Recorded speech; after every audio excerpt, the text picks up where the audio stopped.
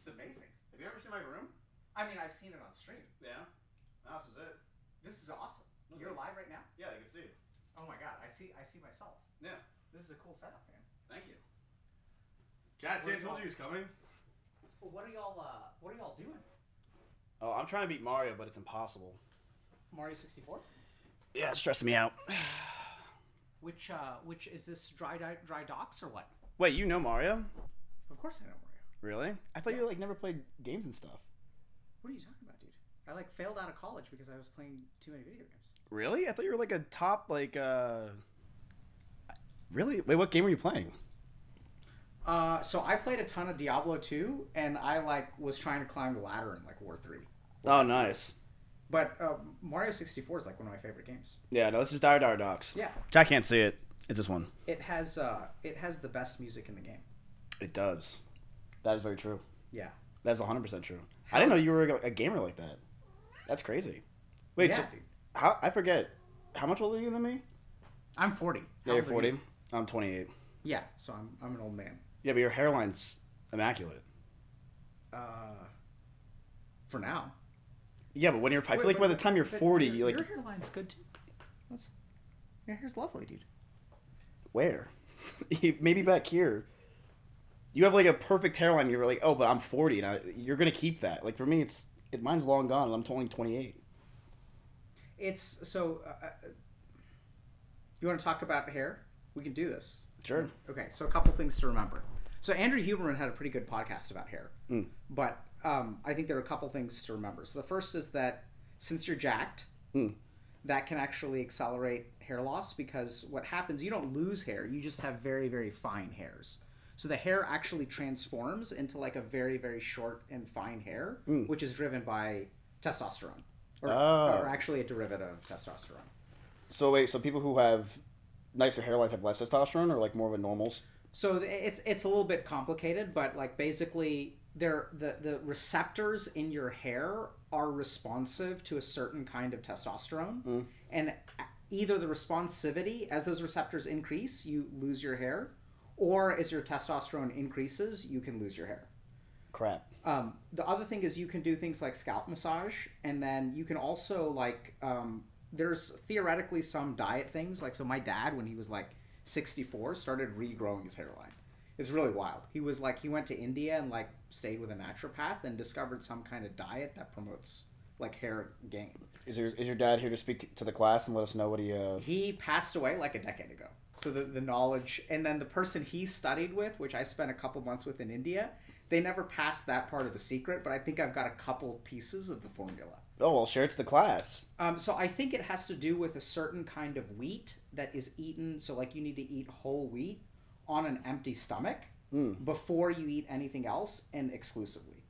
So a big thing that people are missing about food is that we don't really think about how food affects other food in terms of digestion and assimilation of nutrients. I mean, I don't know. So, I've been drinking kombucha, and when I first talked to you, what was it like? It had to be 3 years ago.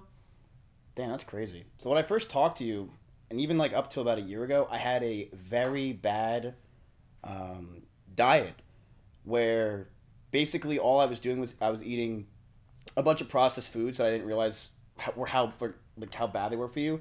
Because when I talked to you, it was about ADHD and the ability to think, and I forgot exactly what it was because I have ADHD, but yeah, I started having that diet, and it completely changed my life. I took out so many, because I found out I'm allergic to a lot of oils, corn, gluten, eggs.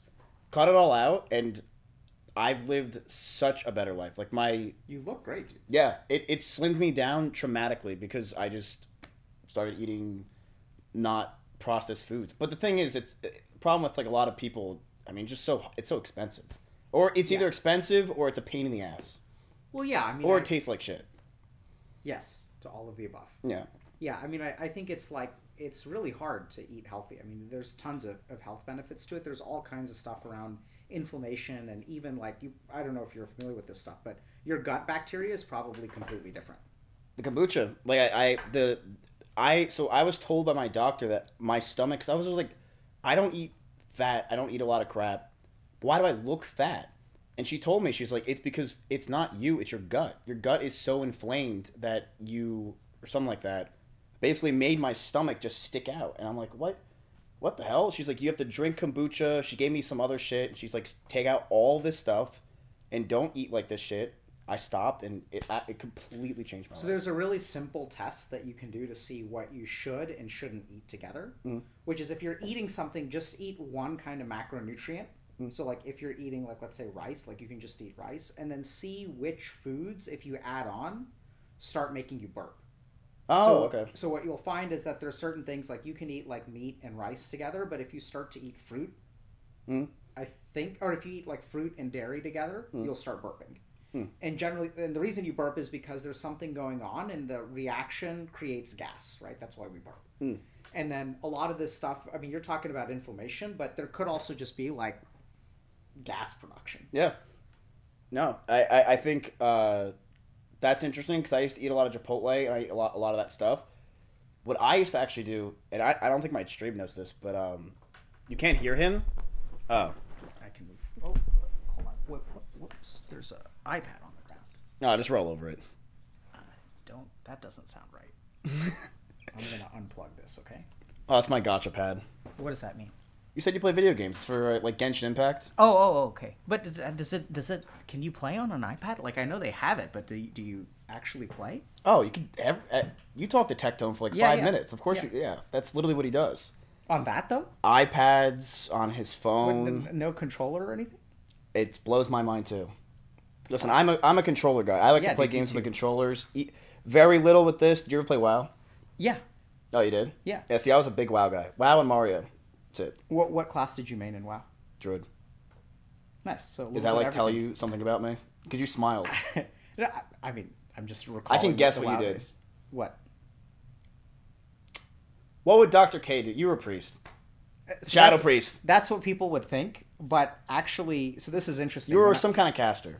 I was definitely some kind of caster, right on. Warlock. Yeah, absolutely. Nice! Boys! Ladies and gentlemen. Boom. The king. I was like, I could tell you're a caster. See, I look like a druid. Like, I'm a, twink. Some people, what is it? I'm pathetic. People who are druids are usually, like, losers. Like Chance Morris. What? Why? I don't know. It's just like, because we, like, fantasize to be a panther and, like, a cheetah. We're weird. I mean, I thought druid's great because you can do everything. You can tank, you can heal, you can deeps. I didn't care about any of that stuff. I saw the trailer and I said, wow, you could be a panther. And I was like, I want to do that. That's great. Yeah, I didn't care about being... But then I'm like, wait, I could be a bear too? And then the chicken, the big Boomkin thing really got me. So I played Boomkin. Yeah, I think I played WoW before Boomkin was in the game. Oh, so you played classic WoW. Yeah, so I think I played that and, like, the beginning of Burning Crusade, but, like, I didn't play any raids in Burning Crusade. I did, like, Blackwing Lair and Molten Core. That's as far as I got. Why? So I think I was playing WoW. Yeah, so, like, that's when I, like... You missed the best part of gaming in the history of Burning Crusade and Wrath. Sure. You want something cool? Yeah, sure. So you see that server right there? That's an original server that, like, people played on from classic WoW. This? Yeah. It's on my treadmill. How do you even get one of those? Isn't that, like, owned by Blizzard? Well, they auction them off for charity, and then, people... Is that a... You just have so much... I see you have a ton of N64s. That's not a... That's a... Is that a... That's not a cockroach, is it? No, it's not a cockroach. Okay. It looks like a beetle of some kind. Oh, yeah, it's a beetle. Yeah, I think it's fine. Okay. John, we're going to let him stay. It's not a cockroach. No, that scared me. I thought it was a cockroach for a second. Like, there's enough of those, we don't need that. That scared me. So, one thing I wanted... Because I've been wanting to talk to you for so long. Okay. About just a billion different things. Okay, let's do it. But you're like you're busy as fuck yourself. Like, you're always busy. Because don't you have that thing that you created, was it a book? So, this is a little bit on the DL, but we have a book coming out probably in February. Oh, shit. But it's not for y'all. So what we actually figured out is, like, so technology is, like, amazing. I love all of this stuff, and it's also damaging. And I think that actually, if you're on Twitch today, we're sort of lucky because we started using technology before it became really like predatory. When you say before, what, like 2000, the 2000s? So like now it's getting like really bad. Yeah, I agree. Right. So I think that the problem is that the generation, like we're talking about like my kids. Mm-hmm. So like 6-year-olds, like stuff like, I don't know if y'all have ever played Subway Surfer. Oh yeah. But that stuff like rots brains. Yeah. It's you don't like, even in WoW there's like some element of strategy, there's some element of like character building, like narrative, like world building, like people can have unhealthy relationships with video games, but I feel like the value that you get from playing a game is like diminishing over time. Yeah. And so we're actually writing a book for parents. Because what I'm worried about is like this next generation of kids. Like we start with like the Zoomers, but I guess it's Gen Alpha. Like mental illness is getting worse, like all kinds of problems. Everyone's like self-diagnosing with everything. Like, it just seems to be getting worse. Yep. And I think that parents really need to understand, and this is the problem that parents have. Most of what we learn about parenting is what was done for us. Right. But the problem is that like the generation, like my generation, didn't have this stuff, yeah. Didn't have to deal with it. Our parents never had to set technology limits, which is why I fucking failed out of college from playing too many video games. Yep. And then, and so like we're actually trying to figure out like how to help parents, and we've been pretty successful with that. Oh crap, Bunky's got on the server. You know what? Aw, Chad, she looks fine. She's not doing anything. I think it's fine. She's signing it. No, it's actually something I wanted to talk to you about. Is because I your kids. Yeah, I was thinking about having kids. What do you think? The answer is probably that's a bad idea. But what I wanted to talk to you about was because I think it's something that Chad can relate to as well. It's basically like, because I actually, a lot of the stuff you told me from my ADHD, you actually helped me a lot, and I still use it. You told me breathing exercises that I do a lot. I try to use a lot of touch to like get back into the moment, because that's probably the thing I struggle with the most, is like being in the moment, because I have about like 9 different things in my brain at the same time, and it's almost like I'm like, why? I don't even want these things in my head. One thing I've noticed over the years though is it's getting worse, and it's not just, I think, for me, but I think it's for everybody else, where it's like the technology is just like so fast, TikToks and all that other stuff. I guess what I'd ask you is like, what do you think people can do more to like reduce the amount of brain rot, like that's basically going on with everybody? Because I feel it on Twitch, and maybe I also personally believe that even something like a Twitch chat can hurt your dopamine receptors, because you're just basically staring at you're waiting for the next thing to come into play, you know, the next. Well, so even since we've been here, I've been amazed at how quickly you've noticed when Twitch chat says something. So if you just like look at that, there's like so much information there that you're processing, but the second that a beetle showed up, you caught it. Right. Mic volumes, you caught it. The second that your cat sits on the server, you catch it. Right. So you think about, so this is like what's wild. What people don't realize is the load on our brains at a given time. Right. So right now, do you know what Twitch chat is saying? Yes. Try hard. So it's bizarre. The fact that I wasn't looking, and what are they saying? So they're getting caught up in the load. I literally knew what they were saying. I wasn't even looking at them. So what's actually happening right now is your brain is actually reading that. Yeah. In your peripheral vision, and you are using a portion of your cognition to suppress it. Yeah. And if something important comes up, your brain will be like, "Hey, by the way, we've been tracking this." So your brain is like literally reading every one of those messages right now. And so if we kind of talk about like, so I think this is just wild that our brain, I saw a couple of studies recently. One is that having your cell phone in the same room as you increases your cortisol levels. What's cortisol? Cortisol is the primary stress hormone.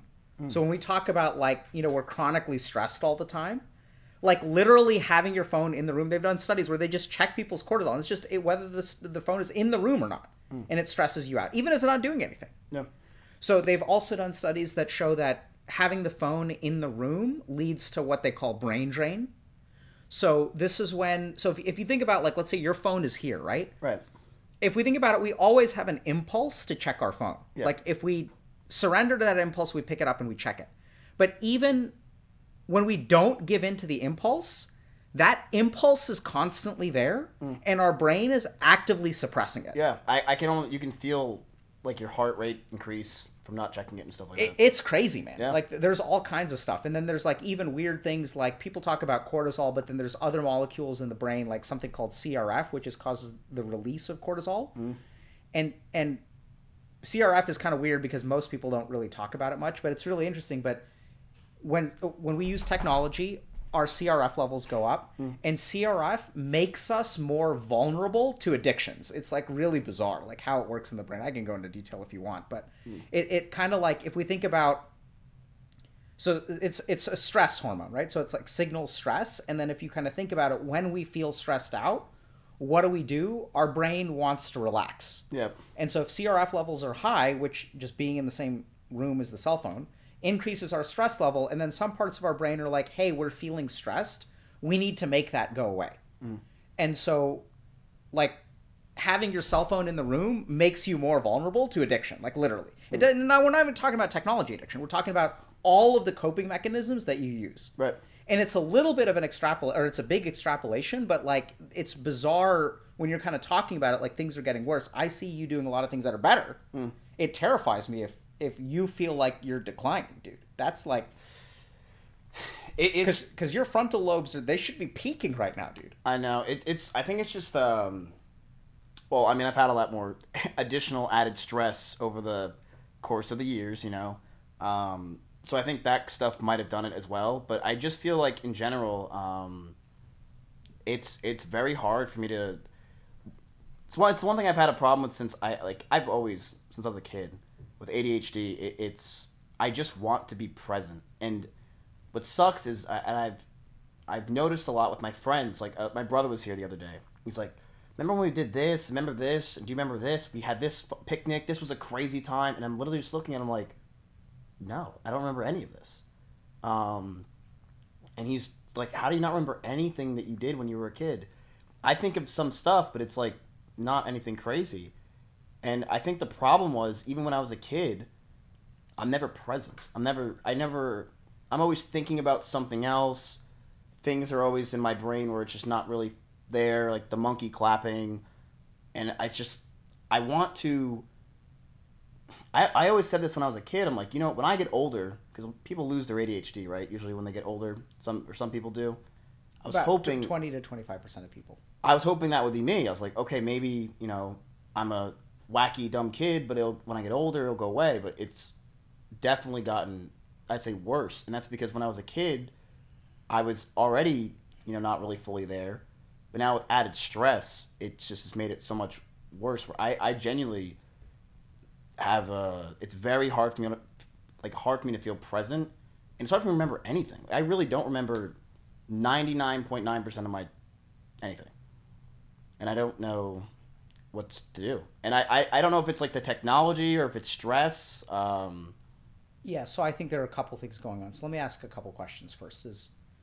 So as I hear you say that, and I haven't heard a change in your tone of voice, but I get the feeling from you that, like, life is sort of like, even though your life is great in a lot of ways, it's like passing you by. Like, you're not actually able to enjoy much. Yeah. So that sounds it sounds almost like dystopian to me. Meaning what? Like, it's like you're in some weird, like, simulation where you can't actually live life. Like, you're just kind of, like, going around from place to place, and you have no sense of continuity or, like... Yeah. I mean, it's been like that since I was a kid. About every 30 minutes to an hour in my life, I will always say, like, I will always try to, like, feel like I'm more present, because I just don't even feel like I'm there. I've looked this up so many times. People are just like, oh, it's ADHD, like... I don't think it's ADHD, man. But we're not going to diagnose or treat anything, but right. Let me ask you a couple questions. Do you feel safe, Miz? In what context? Like, as in, like, someone's going to hurt me? When you go to bed at night, like I'm not talking about physical safety. I mean, like, do you feel safe?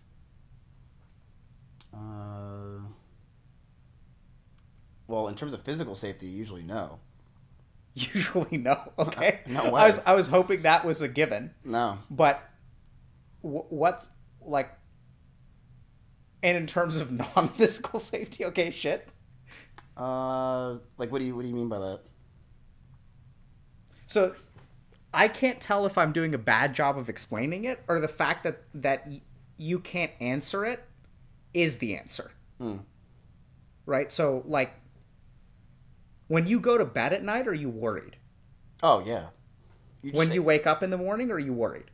Yeah, I wake up. So like, okay, today, when I go to bed, it's like almost like I feel like I take everything that I've suppressed and at the end. I mean, this is normal though. I think a lot of people deal with this, where it's like I'm about to close my eyes and just 700 different questions and things happen, and just basically my mind just becomes a deep, deep hole of just what the fuck are you thinking? To the point where I've actually learned I need to leave my TV on, and it's not because I'm scared of the dark or anything. It's because I just need something to hear that will distract me a little bit so I can go to bed.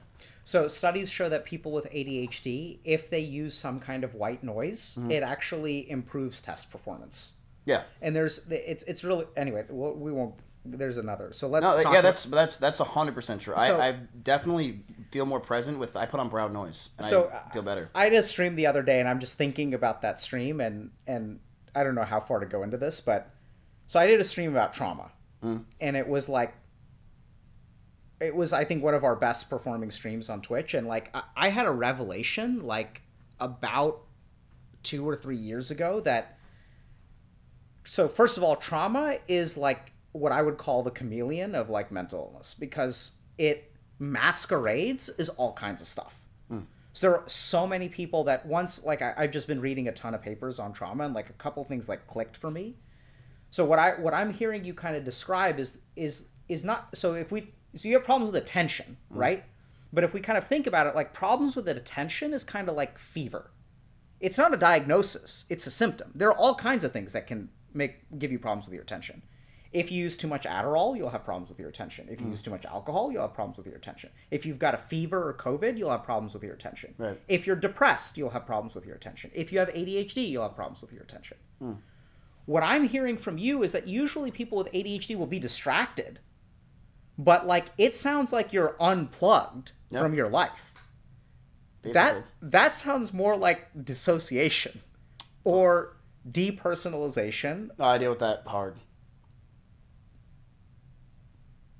Okay, so like we should talk about this, but not here in this situation. Like, I mean, we can talk. Like, I'm happy to talk to you generally, but like I think this is really common where people think it's ADHD. But what I'm hearing is actually not that you can't concentrate; it's that you're unplugged from life. You're worried all the time. So let's just talk about that for a second. So if we look at our attention,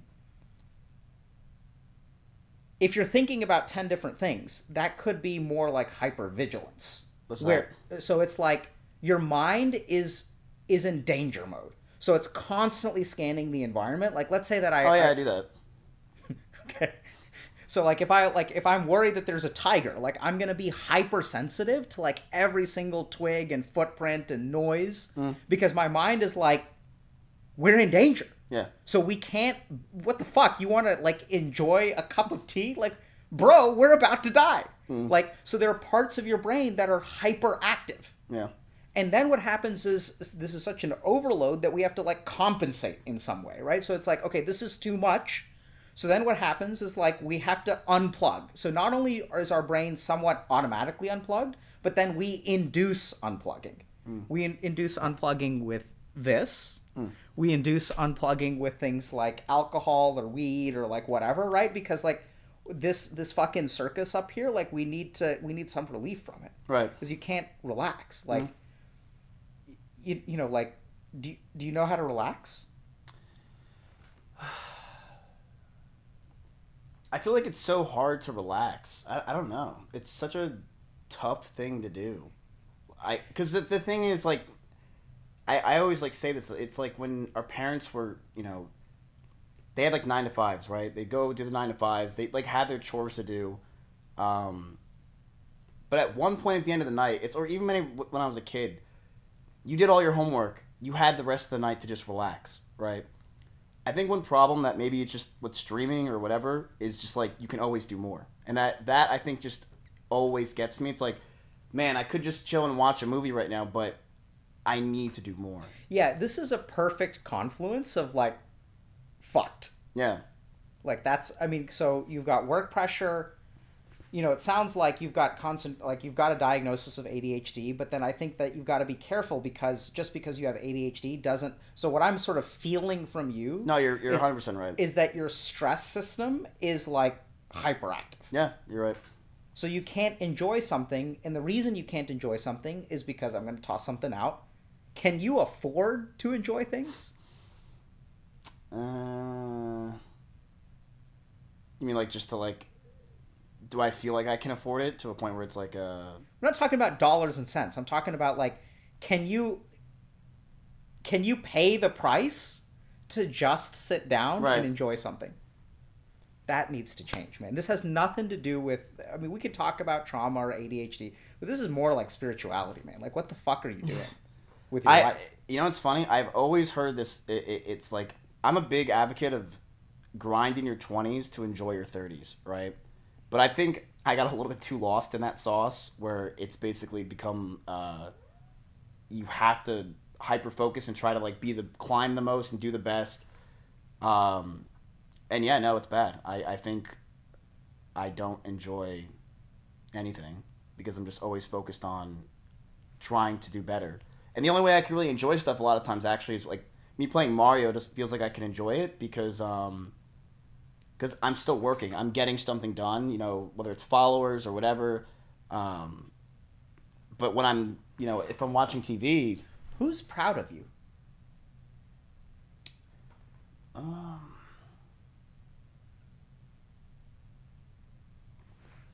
I don't...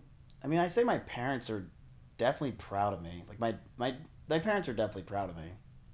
But I don't really have a lot of family. So it's kind of hard for me to, like, go for that. But I'd say they're pretty proud of me. Are you proud of yourself? Oh, no. No way. Have you been proud of yourself? Is this what you want to be talking about? Sure. Okay. Was I proud of myself? Yeah, I would say... The thing is, like, I'm so hypercritical of my own self where, you know, if something bad happens or anything happens, it's like I can't enjoy the good because you're just like, damn, I could have done that better. Mm-hmm. Especially when it comes to entertainment. Usual stuff I don't really care, but when it comes to entertainment, you're like, damn, fuck, I could have done that better. And it's very toxic to yourself. So the answer I'd say is no, I'm probably not proud of myself. Because the problem is with numbers and things like that, it can always go up. So, or even a harder question. Do you want to be proud of yourself? I want to, if I can do one thing in my life, truthfully, because you're actually right. It's not ADHD. That's a thing I've been saying. It's exactly what you said. I'm always like 12 different eyes everywhere because I'm like worried something's gonna happen, and I'm always paranoid. I think that one thing I do want to be proud of myself for sure, but I also want to just fucking be able to relax. Because I'm so jealous of everybody. People are like, dude, I really enjoyed this show. I enjoyed this. And I'm like, I try to watch stuff with people, but I just can't because I'm thinking about Twitch. I'm thinking about my YouTube. I'm thinking about something. It's like, fuck, I can't just chill. I just want to sit. And it sucks. You sound desperate. Fuck. Desperate for what? Relaxation. Peace. Oh, yeah. Peace. Oh, 100%. Peace. Forget about relaxation. You don't even know the right word. It's peace. Yeah. We can help you with that. It's so hard. I just don't... Yeah. Yeah. It's tough. Because then it just stresses you out. And then I get stressed of the fact that I'm stressed about the fact that I can't relax. Mm-hmm. Happens all the time. I'm like about to go to bed. I'm like stressed that I'm not relaxing, and and then I start stressing more and start thinking about more shit, and just piles on, and I can't ever chill. That's why a lot of times I think I don't remember a lot of, and this actually kind of makes sense, because when I was a kid, I wasn't so stressed, but I remember commercials from like 2001 for no reason. Just remember all of them, the whole thing, but I can't remember anything I watched in the past month. But it's because back then I wasn't so stressed. Mm-hmm. Back then I wasn't so like 12 different eyes everywhere. You know, my eye was on the kitchen seeing if my mom's making dinner. That's about it. Yeah, I mean, I think so. Here's what I'm hearing. So there's maybe some element of ADHD. Mm. There's some element of your job, and here's the tricky thing about streamers. So we have a report coming out. I don't know if you're familiar with Stream Hatchet, but so Stream Hatchet looks at like streamer performance. So they're like more on the industry side, and they were looking at analyzing creators who have gone through our coaching program, and y'all can see the report. But it's really interesting because what we sort of find is that taking your W's and turning them into L's is a great formula for success. So when you do a good job, it's not a W, it's an L. Yeah. It's what could you have done better? Yeah. So this kind of stuff it's really fascinating, right? Because you don't ever get to like relax and celebrate. It's like, what could you do better? And then if you do a bad job, then it's like, well, fuck. So it's like, it's L's. Anytime you play the game, you're getting an L. Yeah. And there's, I mean, you're just gonna be fucked, dude. Like you can't go through life like that. Now you'll be very successful, and it's not just streamers. So like I used to work a lot in like banking and like with CEOs and that kind of stuff, and then I came to Twitch. I'm sorry about that. But no, I love it. It's a step up in my book. Like this is like I mean, this is more fun. Like this is great. Like this, like really? I guess technically I'm working right now. Like what the fuck? This is awesome. True. Like vibing with Chad as a job is fantastic, but so what you tend to see is that there are people who are very, very high performing, and one cognitive thing that they do is they never relax. Right? You can't be proud. You can't like, but then the other thing that's kind of weird is not only do you have that and ADHD, there's this whole other weird like not just the stress of your job and the technology induced like have to be watching Twitch chat, but you also have something else weird. There's like another like dimension here, man, where like I don't know why like you can't feel like I don't know like what's going on there, but it feels like I mean, so in the West they may call it trauma related because if it looks like trauma and smells like trauma or whatever, but in my mind it's like spiritual. It's like, what are you doing on this planet? Like why are you here? Like you want to coast in your 30s for what? True. Right, and I think the big tragedy is I've worked with people who, so you know, med school is like a good example of this, where we like sacrifice our 20s and then we sacrifice like a chunk of our 30s, and then like success is around the corner. Yeah, that's how I think. And this is the crazy thing. I was talking to a kid who was like going through this accelerated med program where med school is 3 years instead of 4, and then like you get done early. Since you get done early, you start like grinding at your job early, and then you can retire early. So it's like we're going to sacrifice our 20s so we can retire at 55 and live life for a couple years before we get a knee replacement. And then we're really going to live life, but we can't fucking walk because we've got a knee replacement. You're right. And it's like I'm all for, you know, I mean, I've worked hard to build a life, but I think nowhere along the way, and I think I was lucky, is like I was taught how to enjoy every minute of it. And the real tragedy is that you can perform just as well. And I think better. I think better too, and that's what the Stream Hatchet report shows. Like people go up, their monthly viewership goes up by 171% on average, which I thought was unbelievable. Fuck, wait for me. I can do that too. We have 50K Andy. Oh shit. I don't know if it'll. I mean, so I think the sample size of people at your size is small, but there are. I mean, we have people of your size that have gone through our program, and like. I don't even care about numbers. I genuinely just want. Oh, I know. Yeah, I genuinely, if I could do anything in the world, it would be I would love to relax. Okay, we'll work on that. And the thing is, I would love to not have to care about the numbers. So being a 50K Andy, you know, maybe I don't have to care as much. I mean, do you care more at 40K than you did at 30K? You're never happy. You're never satisfied. Absolutely. It's a thing, and yeah. Thing number 2, don't move the goalposts. You always do. How do you not move the goalpost? Let me think about how to answer this. Because I feel like everyone in life just... I mean, it's really common. So, I think some of it is just like awareness, really. Like, what are you looking for? Like, when I say 171%, like, your face lights up. Like, it's the only time in this whole conversation. No. Right? And that's because I just thought of it. I knew there was a joke there, so I could just make the chat laugh. I mean, there's been a joke this whole fucking time. My life, yeah. That I have to fly in a therapist to help me. There's a good one. I've got a name here in Austin if you want. Oh no, I honestly I did go to therapy for a while, but the problem that I had with therapy was I talked to them and then I'd be like talking about stuff with chat and it just didn't seem like they got it necessarily. I think there were honestly a lot of them were older, so it was just like me talking about my problems, and it goes to that thing you were saying, the generational stuff. It's like they just don't get it. I'm like, yeah, this like 20K Andy did something to 6K Andy, and she's like, who the fuck's Andy? Yeah, but so a couple things. So one is, so I was actually last weekend, speaking of doing things that are not streaming, I was at the American Psychiatric Association National Conference. And these guys, so we were like featured there, and we have like a 6-minute like bit that they were showing.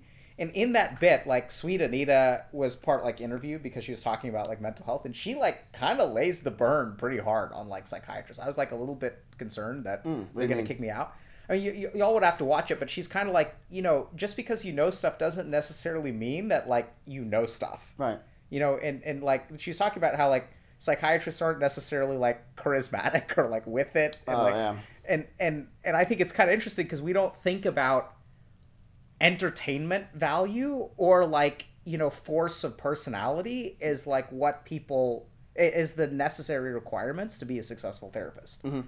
But I think if you kind of look at like what people are looking for nowadays, right? Like you want someone who can like engage you. Yeah. It's not just about a degree or expertise. Like you want someone that will like listen. Not just listen, because they'll do that. The problem is that they'll that's all they'll do. Mm. Right, and I was kind of surprised because I was surprised that they chose to include that part because they're the ones that edited it, the APA. But I think the needs of, I think I kind of missed the boat here, but the needs of your generation are different. Like you guys need a different brand of like psychiatrists and therapists. Do you think it's harder for our generation because we grew up with like a technology that was, you know, like the GameCube, right? Like it wasn't, I feel like, predatory.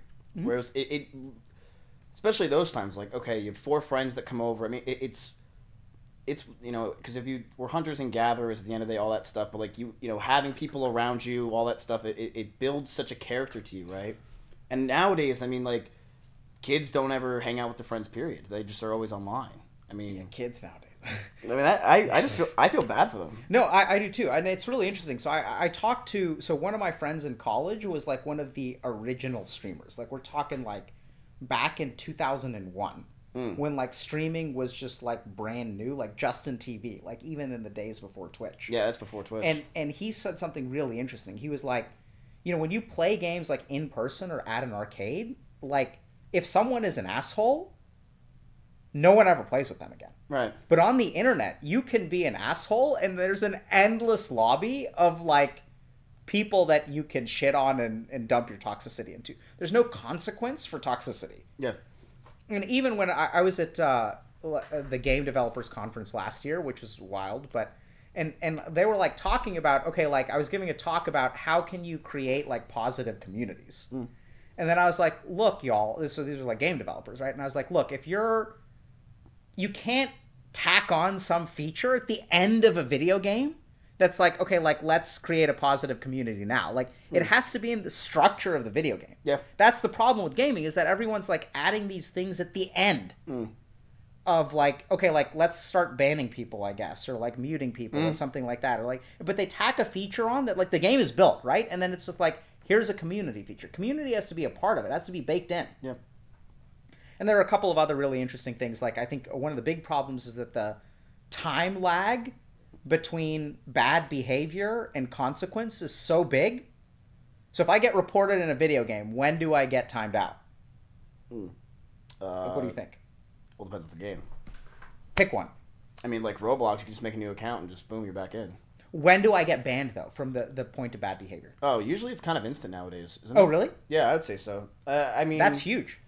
Yeah, it depends on the game. Like Valorant, if you say kill yourself, you immediately get, like, removed. Really? I say so, yeah. Am I wrong? Maybe it's in chats. In chats, yeah, you get banned. But in, like, they're saying days or weeks. Yeah, I mean, that's what I'm saying, dude. I play Mario all day, I don't know. Holy shit, dude, did they actually listen? Because what I was saying, like, just think about it, right? Like, so you've got a cat, right? I don't know if cats are trainable, but... No. But, like, if you kind of think about, like, behavior, like, if you do something bad today, and then 2 weeks later... Yeah, no, you're right. It's like, all it does is piss off the person who gets banned. They don't even know what they got banned for, because what happened over... Like, now I log on, and then what do I do about it? I post it on Reddit. I'm like, what the fuck is going on? Like, I logged on today, I'm banned. Like, I didn't even do anything. Because I don't even remember. It happened, like, 2 weeks ago. Yeah. So it's weird, but if you look at, like, behavioral reinforcement, like, if you've got a kid...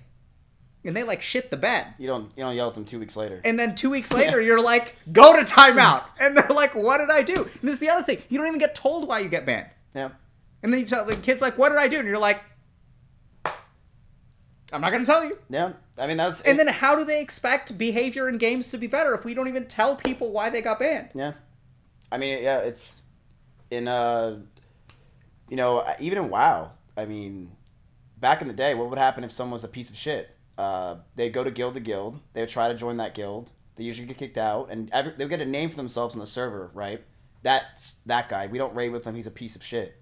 But yeah, nowadays, I guess in lobbies, kids could just fuck around and do whatever they want. Well, that's the thing. In WoW, there's a sense of community, and you get tagged with something. Yeah. You can't just make a new account. Right. Right? Because you got to grind to... Oh, yeah, and fuck that. And by the way, speaking of bizarre features in a video game, it's bizarre that we now live in a day and age where you can pay money to not play a game. Do you know about like this whole like leveling thing in FF14? Oh, so that's the gacha shit I was telling you about. You can pay money to not level up. Yeah. And now we have gotten to the point where in my day you had to pay money to play games. And then we moved to free. Well, and now you pay not to play. Well, like, we did have that in like WoW, right? You could not play, but you'd have to pay like, you know, the Chinese gold farmers, and you'd probably get a virus, and your account would be banned. Like, which is like, it's wild. Yeah, but now it's like advocated, like, oh yeah, don't play. Yeah, you're right. And it's a game that I pay money not to play.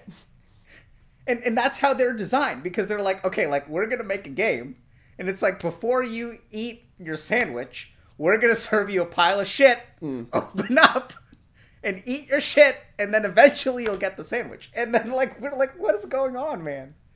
I don't even know. Yeah, I think, I do, I mean, like, they'll all agree with you. Like, in general, games have just gone to, like, that level, which is sad. I don't think that's ever coming back, though, because they make too much money. Yeah, I mean, I agree. I think it's, you know, this is now we become old, because we're like, oh, like, back in my day, I had to... When I played, I paid money to play games. I didn't pay money to not play games. Good times. Yeah, I mean, the thing is, like, what's it called? I mean, like, Fortnite doesn't have that. You just buy skins. I mean, not every game has it. Yeah, so I think that there's hope, right? So, like, I was talking. But the thing is, the dollar sign, I feel like, is too big for these companies now, where they're gonna go that route for sure. Like gacha elements, where it's like the rolling and you get like the nice stuff. Like they can't pass it up. It makes too much money, and that's their job. Yeah, I mean, but I think like this is where we blame the game companies, but like as long as we pay for pre-ordered busted shit, yeah. Like there are so many game launches that are like crap, right? I say almost all of them. And like it's because people like as long as we keep pre-ordering, like it's gonna keep happening.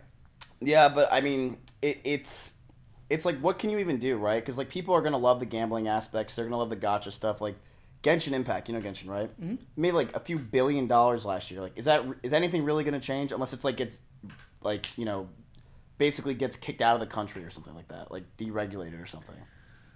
I mean, just because we don't see change on the horizon doesn't mean that it's not gonna change. right? So I think if you just like look at history, like people will think, oh my god, like this is the end of stuff. Like right now, everyone's like AI, like AI is like killing whole swaths of stuff. See, but like AI is scary though, because don't you feel like, look, I think AI is great in a lot of ways, but it is scary to me. The only thing I care about that AI would suck. I don't care if people lose their jobs, right? People find other jobs, but what I think it's scary is it just makes people feel like the human spirit doesn't matter as much, right? Like now they're gonna have music be made completely with AI or graphics or and stuff like that. I mean, doesn't that kind of take away from what humans are and like their creative outlets? Because basically, an AI can just do it so much better. Yeah, I mean, so I tend to agree with you. So I think that. So we don't really know, but like I think that. Let me think about how to answer this. So I think that a lot of the hype. So I was actually on a call with someone from a VC firm today, and was just talking to them about, hey, like, what's going on with AI? And I think they were really good because they were like 90% of the people who are talking about it don't actually know what they're talking about. Yeah. So I think that ChatGPT is able to do a lot of things, but there are everyone who's like, we're going to use AI for this. And let me know if this gets too technical, but we're going to use AI for this, okay? We're going to use AI. We're going to like use AI for this. We're going to use AI for this. We're going to use AI for this. We're going to replace therapists, right? So I was recently approached by someone who's like, Oh, I don't think that can work. Well, so we'll see. Maybe I'm wrong, but. But I think that what they don't really acknowledge is that everyone who's doing AI for all these random things is using APIs for like basically 3 huge LLMs, like ChatGPT, like Microsoft has one. I think it's Microsoft, right? Who has? Yeah, Microsoft. And then like there's like a 1 or 2 open source ones, but it's basically like the core of the LLM is there, and then they're trying to like apply it to all these different things.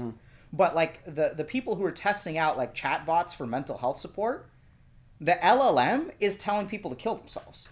And the reason is because it was trained on the internet.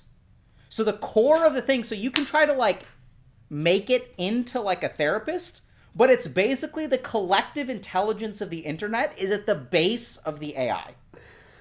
And so we can't just turn ChatGPT into all kinds of stuff. And if you watch, ChatGPT has been getting nerfed. It's been getting muzzled. Like every month that goes by, really, it's like getting tamed. Yeah. Wait, why? Because I think that people are figuring out that since it was basically trained on Twitch chat, it like sometimes tells people to go like kill themselves. Like I'm not kidding. They're like, people that are like lawsuits and stuff around this. Really? Yeah. Holy fuck. Where like AI chatbot, and why does the chatbot do that? Because everyone's like, oh, like that's not what we trained the chatbot to do. It's because the core of the AI is like, it's like the internet. Like this is what's kind of cool, and it's also sort of, I mean, I suppose I should be terrified, but it's like we've given the internet a voice. We've taken the collective intelligence of the internet and we've like given it a voice. And so now the problem is everyone's like, AI can do this, AI can do this. Well, the collective intelligence of the internet can do that. So then the question is it actually going to do a good job? And that's where like a lot of stuff is actually falling short. And that's why I think that even if you look at like OpenAI, OpenAI was saying that, they're going to need to spend like $300 to $500 million, like just to get it to the next level. Jeez. And like a lot of people are like, oh, we're going to do this for like $50. So it's wild, man. Yeah, I mean, I'm a little scared of it, but thing is, like, I'm more scared about it. Just like I feel bad almost. Like think about like a kid in graphics design, sophomore year in college. Let's say junior year, right? And he's like was really excited freshman year, sophomore year. This year, just AI comes out, boom, hey, you can like. I mean, we even use it for like OTK and everybody else. Like I used it last night. Just graphics design to be made for $20. Boom, just go to AI and they could do it in 5 minutes. And it's like, I feel bad for them, the people coming out of college, where it's like, they're kind of fucked. But then again, people are going to be like, oh, lol, graphics design majors. I mean, like, what do you expect? But I do feel bad for them.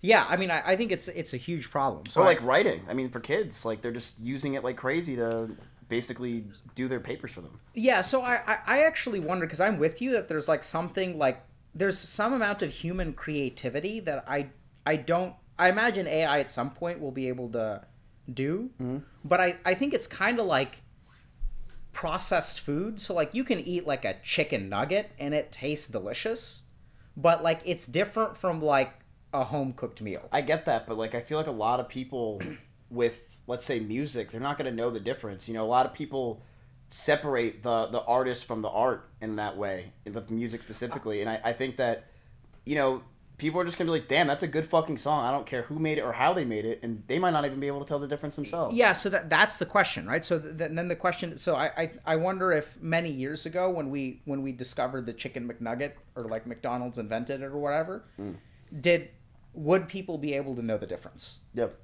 And have you heard of the AI? Did you hear it? Like the songs that have been made? No, I haven't. Do you want to hear a Drake one? one? Yeah, dude. Let's listen. I haven't. Yo, can someone like one of the Drake songs that was made? Like it actually goes pretty. Like I was like, damn, that is. If Drake released that, I'd be like, that's a good song. Yeah. No. I mean, I know people are using it to like write papers and stuff. Like we use it for like I've played around with it some. Mm. Like sometimes even in terms of like topics for like videos that we make. No, Chad, it's Winter's Cold. Yeah, listen to this. Winter's cold. Like it's... I feel like I'd be like... I don't know if I'd be scared if I was like a artist, but... I mean, it sounds like you should be. Yeah, listen to this, right? Winter's cold. Wait, you want It's Hard on My Sleeve? See, like the fact that there's two, you know what I mean? When it's cold out from I got enemies, okay, the winter's cold out from they try enemy, I swear the winter's cold. This sounds really good. Oh wait, it gets better.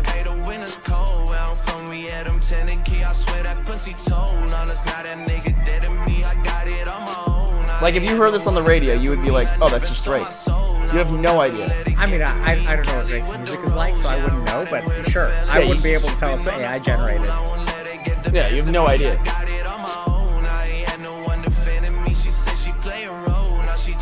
This sounds really good.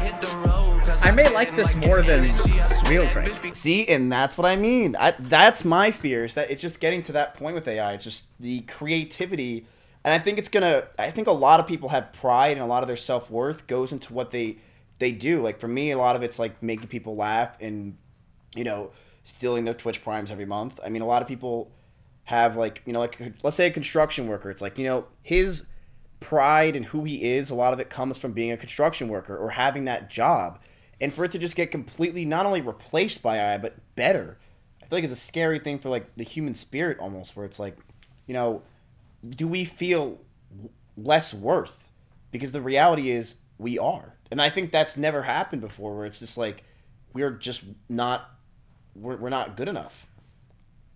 So even in creative outlets. I know we've been all over the place, but I think this is like where it comes full circle. So I think the antidote to this has nothing to do with performance. Although, I mean, that's fine. Like people can regulate it or cancel it or whatever, or use it.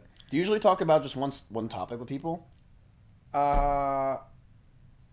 Yes and no. I think this is one topic. Oh, okay. I mean, it has a lot of different. So like, but I think like so let's put it this way. So here we are talking about, okay, so human beings are losing their value. Yeah. Right? And like earlier we were talking about like, you know, like, are you proud? Can you afford to be proud? Mm. Like 40K, 50K, 60K, like when does it end? When will you be satisfied? When will you be content? It's all the same thing. Because I think what human beings need now more than ever, I'm going to call it spirituality. You can easily call it psychology, but like, what does it mean to be human, and what do I derive my sense of worth from? Mm. And so I think that this is where, like, you know, if I get replaced by an AI therapist, like, I'm going to have certain challenges with that. And at the same time, like, I know that there have been people smarter, better, more charismatic, more successful than me before I showed up. There are going to be people who are better, smarter, more charismatic than me after I show up. Mm. Right? So, like, you understand this as a streamer. There's only amount of time before someone else shows up. Right now, I tend to be the only mental health professional who streams semi-regularly on Twitch. That's a matter of time. I was fucking shocked. Mm. Like, 20 people came up to me at the APA conference this past, like, week, and they were like, you know, I'm going into psychiatry because of you. And so, like, these people all watch Twitch. Yeah. But that's a great thing that you've I you've think helped. so. But my value, one of those guys is gonna, all of them are gonna eclipse me, or women, right? And so like one of the things that I understand is that my value is like temporary and relative, and like people are gonna outpace me. And learning to be at peace with that, I think, is what we need globally as a society. So you can't, if AI replaces you and that's what your self-worth is tied up in, you're fucked. Now, this is where we have to think about, okay, how are we going to preserve that person's self-worth? From a societal angle, we're not going to let AI replace you. And the humans are doing this, right? We're already, like, we've got art contests and stuff where they're, like, banning AI-generated art. Yeah. So the humans are fighting back. And so the war against the computers is, like, already starting. Like, there's, like, it's like colonization of humanity by AI is beginning. And the humans are fighting back. But what's happening, I heard recently that, there was a group of, I think there was a eating disorder hotline where the hotline operators were unionizing. And the eating disorder company or whatever, like nonprofit, they just canned them all and now use a chatbot and use AI to replace like hotline people. And so what's happening is like, companies are starting to replace humans with it. And then like, so there's like all that societal angle. I don't know what the hell is going to happen there. But from a self-worth angle, I mean, I would say like, I don't know what I can do about that, but what I can teach people is I can try to teach you how to relax, how to enjoy yourself, how to recognize that you could get hit by a truck tomorrow and like, knock on wood, nothing like that would ever happen to you. But that you're chasing something. Like, hell, I streamed today and I was talking to this comic, this guy named Che, who was like, my dad started living his life and he got diagnosed with like early onset Alzheimer's and like died in 4 years. And he had grinded his whole life, like worked 2 jobs and like, was finally living. And then like, and so there's a lot of stuff about, we have to learn how to derive our self-worth. This is globally, because this started with like social media where like now my worth as a human being depends on how many likes I get. Yeah. Right? And if I post something and people like it, if someone else likes something more, then like I'm worthless as a person. Yeah. And so I think we've all got to figure out, okay, like what are we doing on this earth and like what matters to me and what makes me a good person. So like what is a step then? How do you get to that? So I think there are a couple of big things that we're missing. Like in our arsenal, we're trying to take down this boss, but we've got tanks and DPS and we've got no healers. Or we've got healers and DPS and we've got no tanks. We're missing a couple pieces of the puzzle. One is that we do not control or purify our perception. What does that mean? So when we get stimulus from the outside, we consider that stimulus to be true. So when we get told something, we like eat it up. Like we don't try, like we try to control things once they get into our mind. How do I overcome procrastination? Right? So we fight once something is inside our mind. We'll wrestle with our mind all day long. But we don't control or filter what comes into our mind. So I'll give you an example of this. So as a psychiatrist, you get trained in people abusing you. So like I'm working in the emergency room. It's like 4 a.m. I trained in Boston. So there's a really bad K2 problem. So K2 is like synthetic weed. And it really like fucks people up. And don't use K2, kids. And what happens is people will come in and they'll be like psychotics. They're like yelling at you and like all this kind of stuff. And so like you deal with abuse, you deal with people who are like addicted to things. Like I did a lot of addiction psychiatry. So people like, when they're like craving for stuff and they're going through withdrawals, they'll do whatever they need to get it. And so you learn how to like take this venom that people are giving you and like purify it as it comes in. As this person says this, they're not really saying I'm a piece of shit. They just met me. Like they have no idea. They're saying this because they're trying to get something out of me and I don't have to take it personally. That's an example of like when words come in, we can actually purify them. We don't have to take them the way that they're delivered. But right now what's happening in society is we're actually moving in the opposite direction. So I'm not saying that, so there's a really interesting example of this. So there's a meta-analysis that came out recently that trigger warnings are, first of all, not helpful, right, and secondly, actually increase anxiety. Yeah, that makes sense. And so what's happening right now is we're doing something really subtle, and I think compassion for other people and being thoughtful about your speech and not letting people use hurtful speech is really good. But at the same time, I see something that really bothers me, which is that if the way for my peace of mind is to control your speech, my peace of mind is no longer in my hands. It's in your hands. And I can try to control you to give me peace of mind by preventing a certain kind of speech, which I think has merit. I'm not saying that that's bad. But there's a fundamental power shift where we are surrendering control of my peace of mind to your speech. And I think we're losing something big there. I'm not saying that we shouldn't do it. But at the same time, I think we need to be careful, because the more that we do that, the more that I become controlled by my circumstances. So you're saying that people should have less regulations in general? I don't think that they should have less regulations in general. So much like, so we're sitting in an air-conditioned environment, right? Right. I think it is healthy for us to go out and bake in the sun. I think it is healthy for us to get wet and dirty and... I get what you're saying. Right? So like as human beings, our resilience comes from tolerance of like negative things. So you think the internet's becoming more, I guess, not resilient? It's because it's, yeah, of course. It's PC. And this is where people make it political. I'm not talking about political. I don't think it's just about speech. It's no, just, I agree. As a human being, how much do you want to surrender your peace to the circumstances around you? Yeah. So when I was in like India, like one of the things that like, so it's kind of interesting because there's one Sanskrit word for meditation, which is tapasya.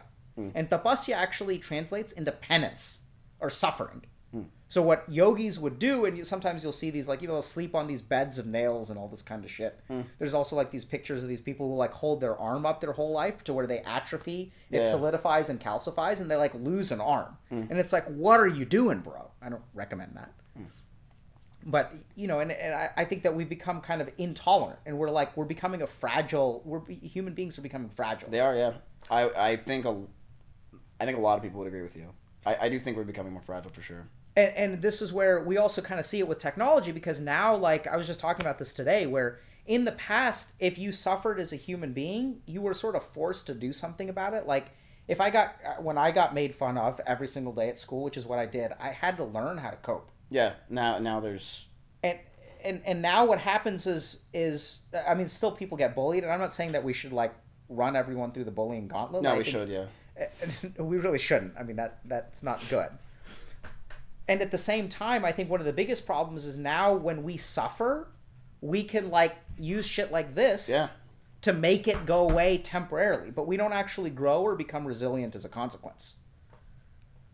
So, and I think it comes back to, like, you were asking, why do we move goalposts? I think some of it is purification of perception. So when that thing, I mean, when I tell you, like, Miz, I have a secret that'll give you 50K viewers, what does that do to you?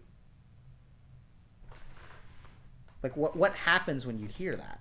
Well, in my brain, I'm just like, hooray. Dreams do come true. I don't know. Okay, right? So perception, the second thing is awareness. So, like, think about that. There's a part of your brain that's happy with that. Right. Do you want to be happy with that? I mean, honestly, I'd have to be happy with where I am. Good. Because the thing is, I'm going to get to 50K, and I'm going to be like, okay, well, what about... So here's the hard part. There's a part of your brain that will make you happy. Now what you have to do is reject it. We're really good at rejecting the parts of our brain that make us suffer. We're really bad at rejecting the parts of our brain that make us happy. How do I reject... Don't I always reject it from being happy, I feel? Because you're chasing the 50K, right? You're chasing that happiness. Right. You're not able to say to yourself, fuck it, I'm not going to do that. I would love to be able to do that. That is rejecting your ambition. It is rejecting what you want to... It's rejecting your achievement, man. It's hard we crave achievement. Achievement's a good thing. We don't reject it. But it's exactly what you said before. It's like, I had goals, and I've had about 50 goals. I've moved my goalpost every time, and it's exhausting. I mean, you're a slave to your goals. You're a slave to your ambition. Yeah. And so the bizarre thing is, like, you've got to... No. Like, I had this thing in my head, like, 3 years ago. It was like, okay, one day, this is all I would think about. Every day I'd wake up for two 2 years straight, I just said to myself, I'm going to be a millionaire. And when I hit that million, I'm not going to care. And I even had a vision in my head of me at the beach hanging out and just being like, you did it. Good job. It's like the end of a video game. But it never came. Ever. Every time I went to the beach, it was just still stressed, still problems. So here's the problem with that. You'll be relaxed and relieved and at peace at that point, right? What is responsible for your peace in that scenario? What allows you to be peaceful? It's hitting the goal. It's the achievement. So here's the big scam. Peace doesn't come from anything outside of this. Yeah. It cannot come from anything outside of this. And this is a lesson that you haven't quite learned it yet, but you've tried to get peace externally. And it just doesn't work. Yeah, you're right. You can chase as much as you want to. You can have people who are very, very successful, and you can piss them off very easily on social media if you just poke them a little bit. Even though they've achieved everything that they wanted to achieve. Yeah, you're right. So the desires of the mind, anything, when you feed them, they do exactly what happens to anything else that you feed. What happens when you feed something, Miz? They're full. For a little while. And they want more. And then they want more. The other thing that happens, this is the tricky thing, is they grow. Whatever you feed is going to grow. And so each goal that you set for yourself and you hit, you feel good. First day you crack 50. When 50 becomes an average concurrent, you're going to feel good. And then you're going to get hungry again.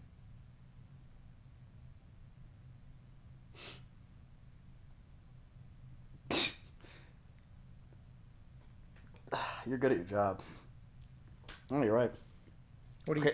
So, like, how do you not be like that, though? Like, I feel like it's, like, almost human nature. It is human nature, isn't it? It is human nature. Very good. Yeah.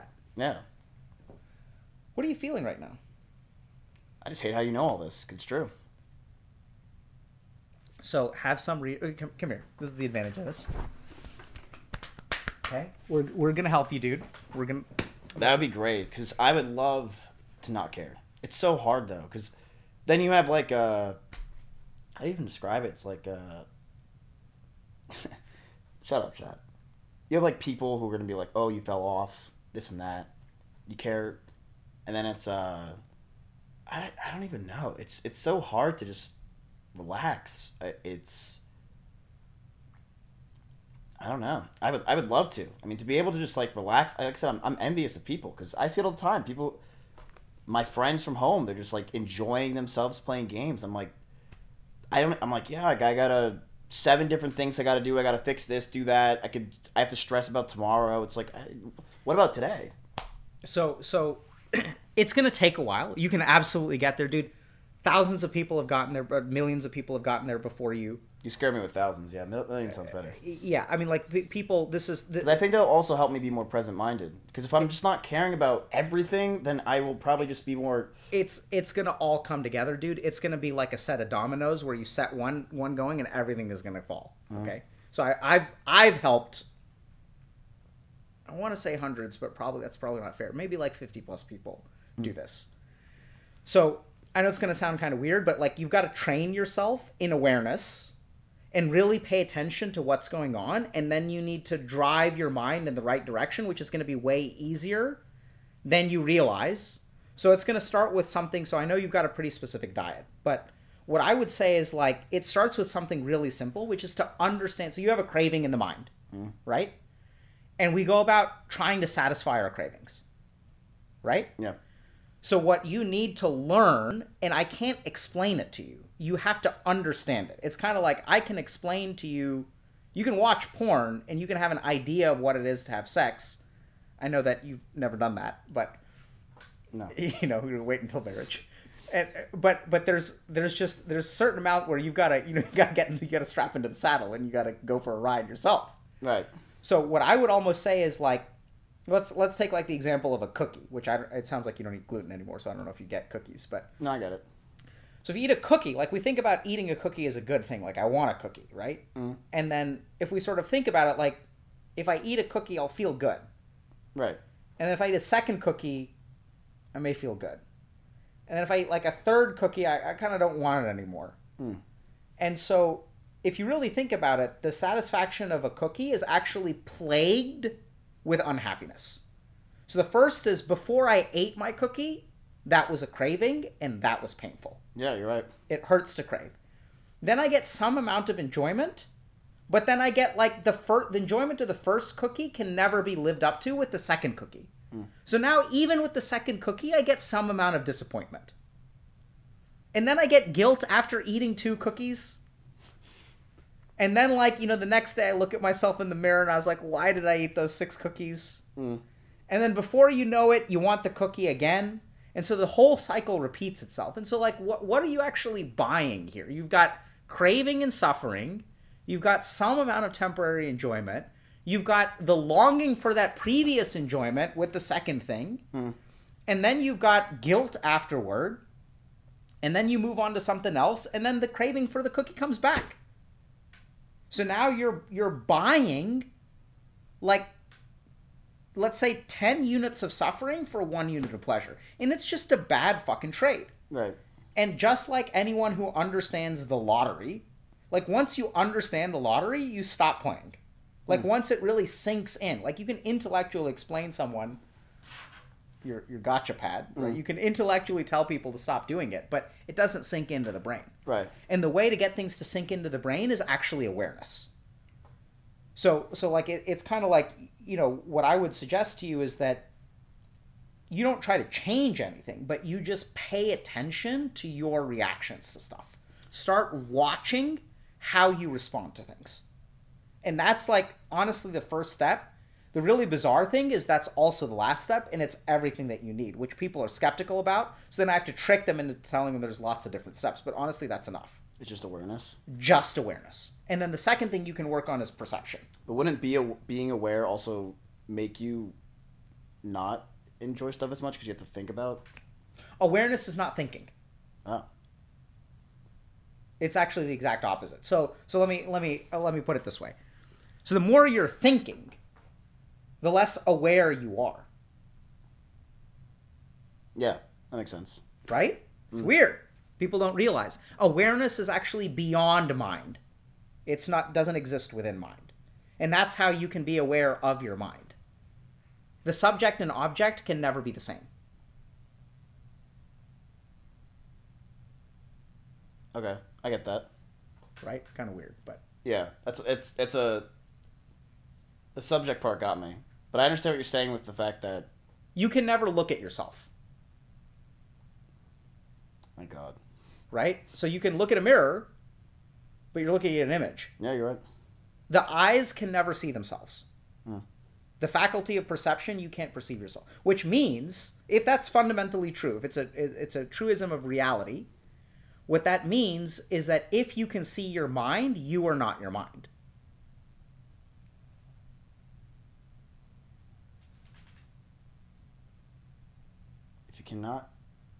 If you can see your mind, then you're not mind. Yeah, I get that. Right? Yeah. Because you can't ever see yourself. Okay, so let's do a quick exercise. Close your eyes. Do you have thoughts? Yes. What are you thinking? Right now, the Drake AI. Okay. So what part of you is observing the thought?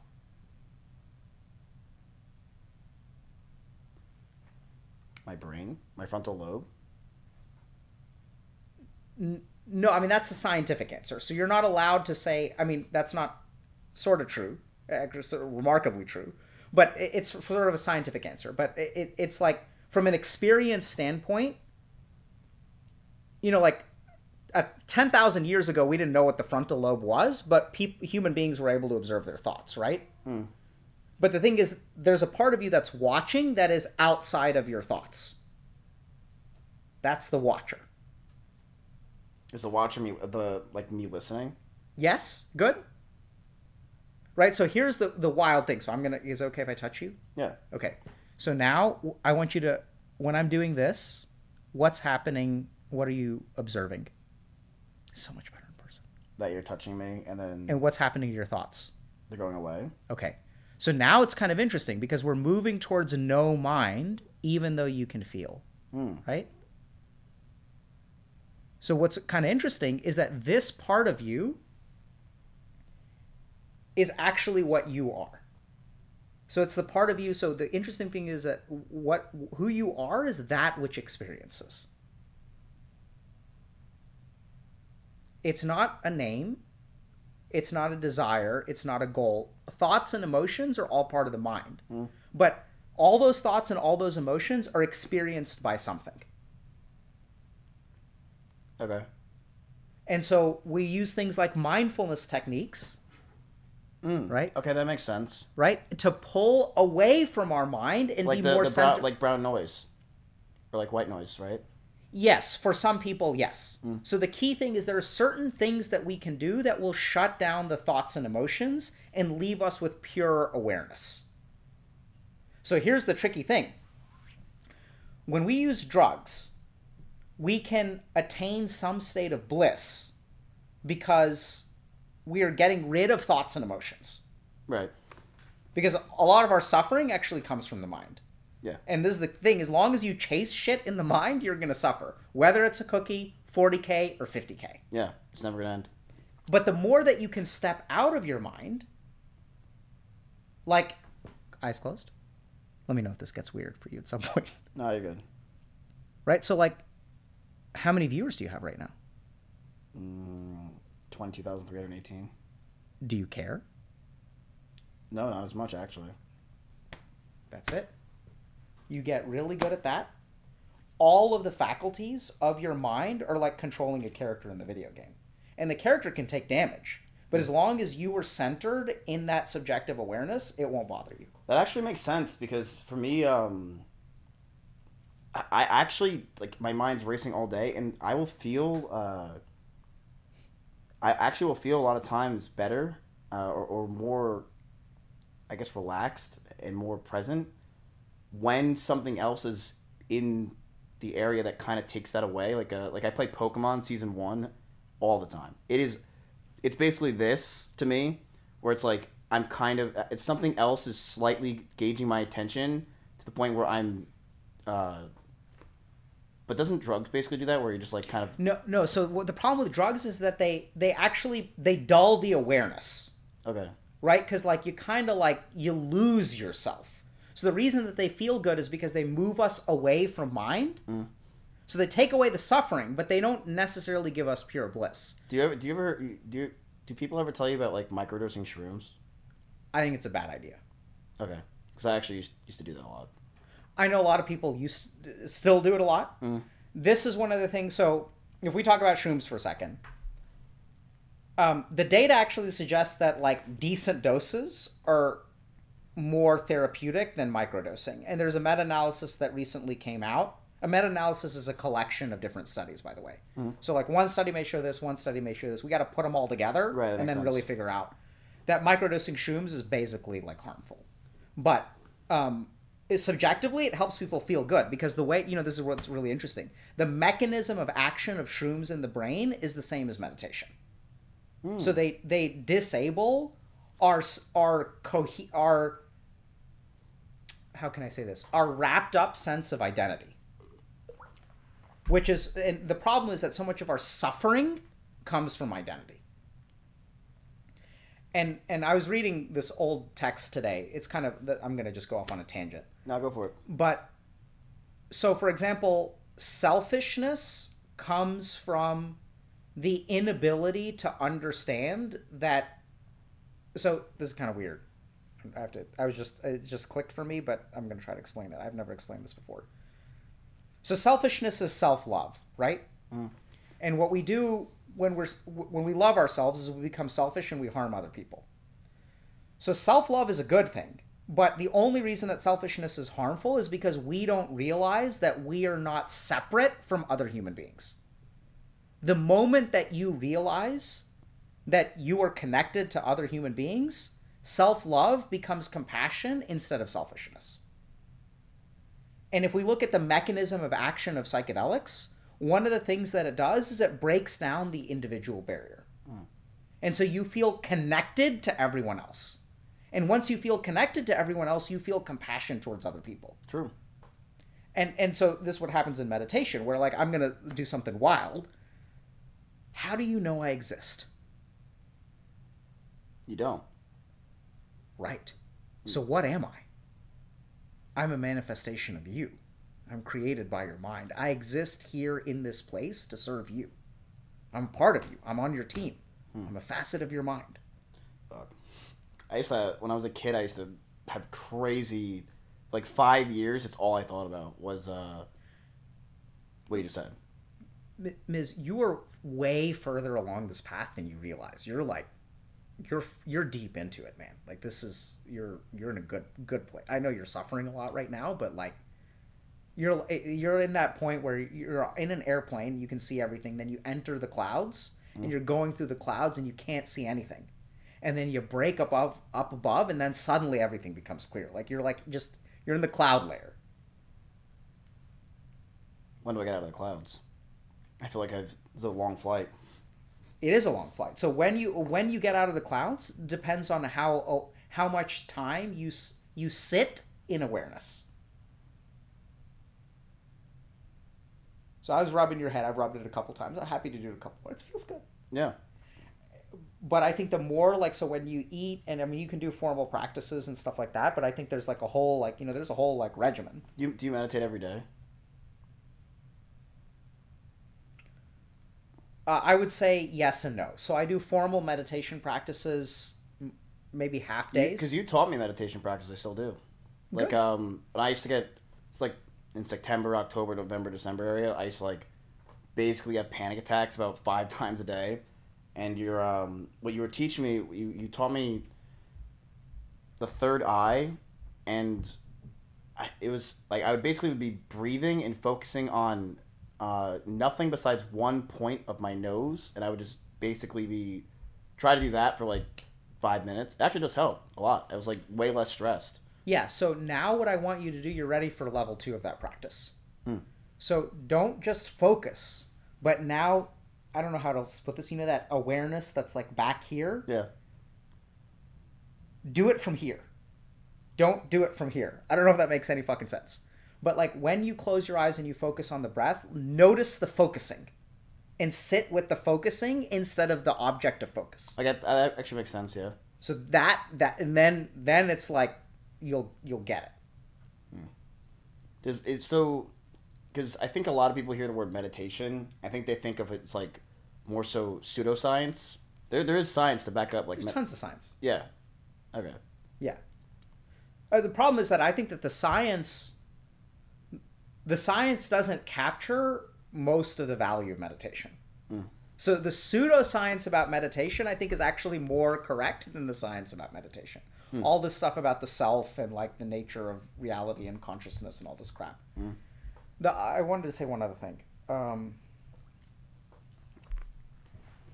Oh yeah, you asked me if I meditate. So here's the wild thing. So like what happens is like I just hang out with the self a lot.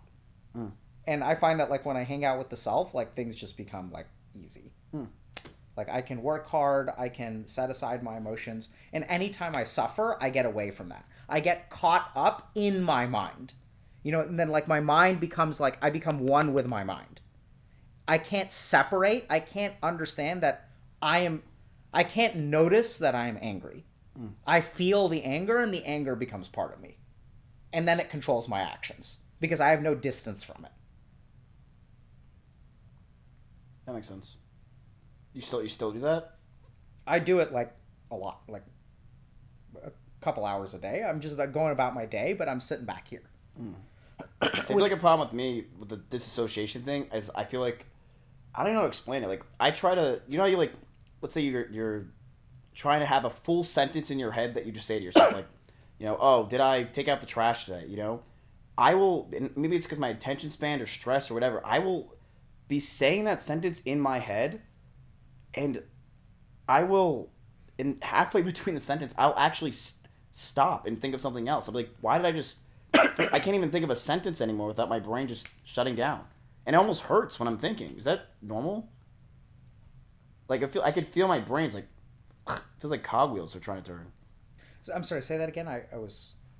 You're in the back of your head? No, I was distracted. Oh. Most of the time I've been in the back of my head, but now I was in the front of my head. Basically, I feel like it's hard, and it goes to what everything you've been saying. I will literally try to think of a sentence in my head, and it's hard for me, like, mentally to think of the sentence, and I'll go to something else immediately. And I don't know if I don't think that necessarily is my ADHD. I think you're right. I think it's, I'm so, with, like, trying to think of, like, 12 different things, or, like, all the things around me, instead of, like, to try to get to that goal, that I think it kind of makes it so I can't even focus on saying a sentence in my own head. Kind of, like, fucks up my whole way of life. So, if you look at so this is really interesting. If you look at the science of dissociation, yeah, essentially what happens is, like, when someone goes through trauma, and this isn't just humans, this is also animals. So, you know, when an animal plays dead, so an animal, when it plays dead, if you, like, poke it with something painful, normally an animal will react. Right. But when it's playing dead, it enters a dissociative state, where stimuli are not, like, experienced by the animal. So even though the body may get damaged, it won't react to it. So it unplugs. So when we get traumatized, what our brain actually does is unplug. So what happens is, like, people who are, let's say, like, being abused, they will unplug, so their emotions get completely separate. So you think I have trauma? I have no idea. I'm just explaining to you how trauma works, and then you tell me if this fits or not. Okay? The other thing is that, so as we unplug, there's actually data that shows that on the right side of our brain is where we experience emotions, and on the left side of our brain is where we do analysis. That's actually, like, pretty true. And in the middle of our brain is this thing called the corpus callosum. And the corpus callosum connects the two parts of our brain. When we enter a flow state, familiar with that? Yeah. When we enter a flow state, we have synergistic activity across all of our brain. So our whole brain is doing one thing, and we are, like, one with the thing. So that sort of implies that left brain and right brain are, like, talking, and they're jiving, and they're dancing, and they're vibing. In trauma, what actually happens is the corpus callosum gets blocked. So anytime we dissociate, we can analyze what's happening, but we don't feel the emotions of it. And sometimes what happens when we're traumatized is we will feel inappropriate emotions for the situation. So if you're in a sad situation, you won't feel sad. Or you can coldly analyze, and you kind of shove all your emotions to the side. So one of the things that, I'm not asking whether you do this or not. So if you want to be more present, the problem is that if there's that dissociative kind of thing going on, could be ADHD, could be this whole mechanism. And by the way, if you have ADHD, there's a decent chance you've been traumatized. Like, those two just go together. Really? Yeah. 70% of people who have ADHD and this is kind of complicated, but if you get diagnosed with ADHD, there is a 70% chance, it's a weird subset. If you take the people who have depression and ADHD, have both diagnoses, if they had depression first, there's a 3% chance that they will develop ADHD. If you have ADHD first, there is a 70% chance you will develop depression. So kids with ADHD, by the time they hit the second grade, on average, I don't know if this is on average, but in some studies, they have 0 friends by the second grade. Fuck.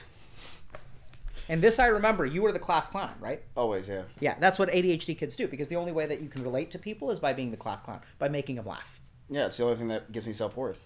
Right? Because, and you know what the problem is? When you were in first grade, and it's like, we're going to take turns on the slide, you couldn't take turns. Right? You just jump ahead, and then kids don't like you, and then they stop inviting you to their birthday parties, and then you get socially isolated. And it's like, it happens to, like, 70% of ADHD kids. And so the only way that they know how to, like, get kids to like them and smile at them is to be dumbasses. Yeah, it's so true. But we're so good at it. You're so good. That's why you're a successful Twitch streamer, because that part of your brain, along came the internet, and that part of you that can make anyone laugh, no matter what is going on, how you're feeling, how they're feeling, you can make them laugh, Miz. And Twitch loves you for it. It's a blessing and a curse. absolutely. Yeah, I really do want to, because I think there's a balance to it, right? Like, I love having ADHD. Hold on a second. If we're being honest, it's a curse with some benefits. Yeah. Is what I would call it. I thought you were going to say it's a blessing with some benefits, but you're actually right. It's a curse. Yeah. No, it's more of a curse. Because it's disassociation is just so hard. It's very hard to keep friends. You forget, or like, you don't feel present. Always sucks. Yeah, you can't pay attention to conversations.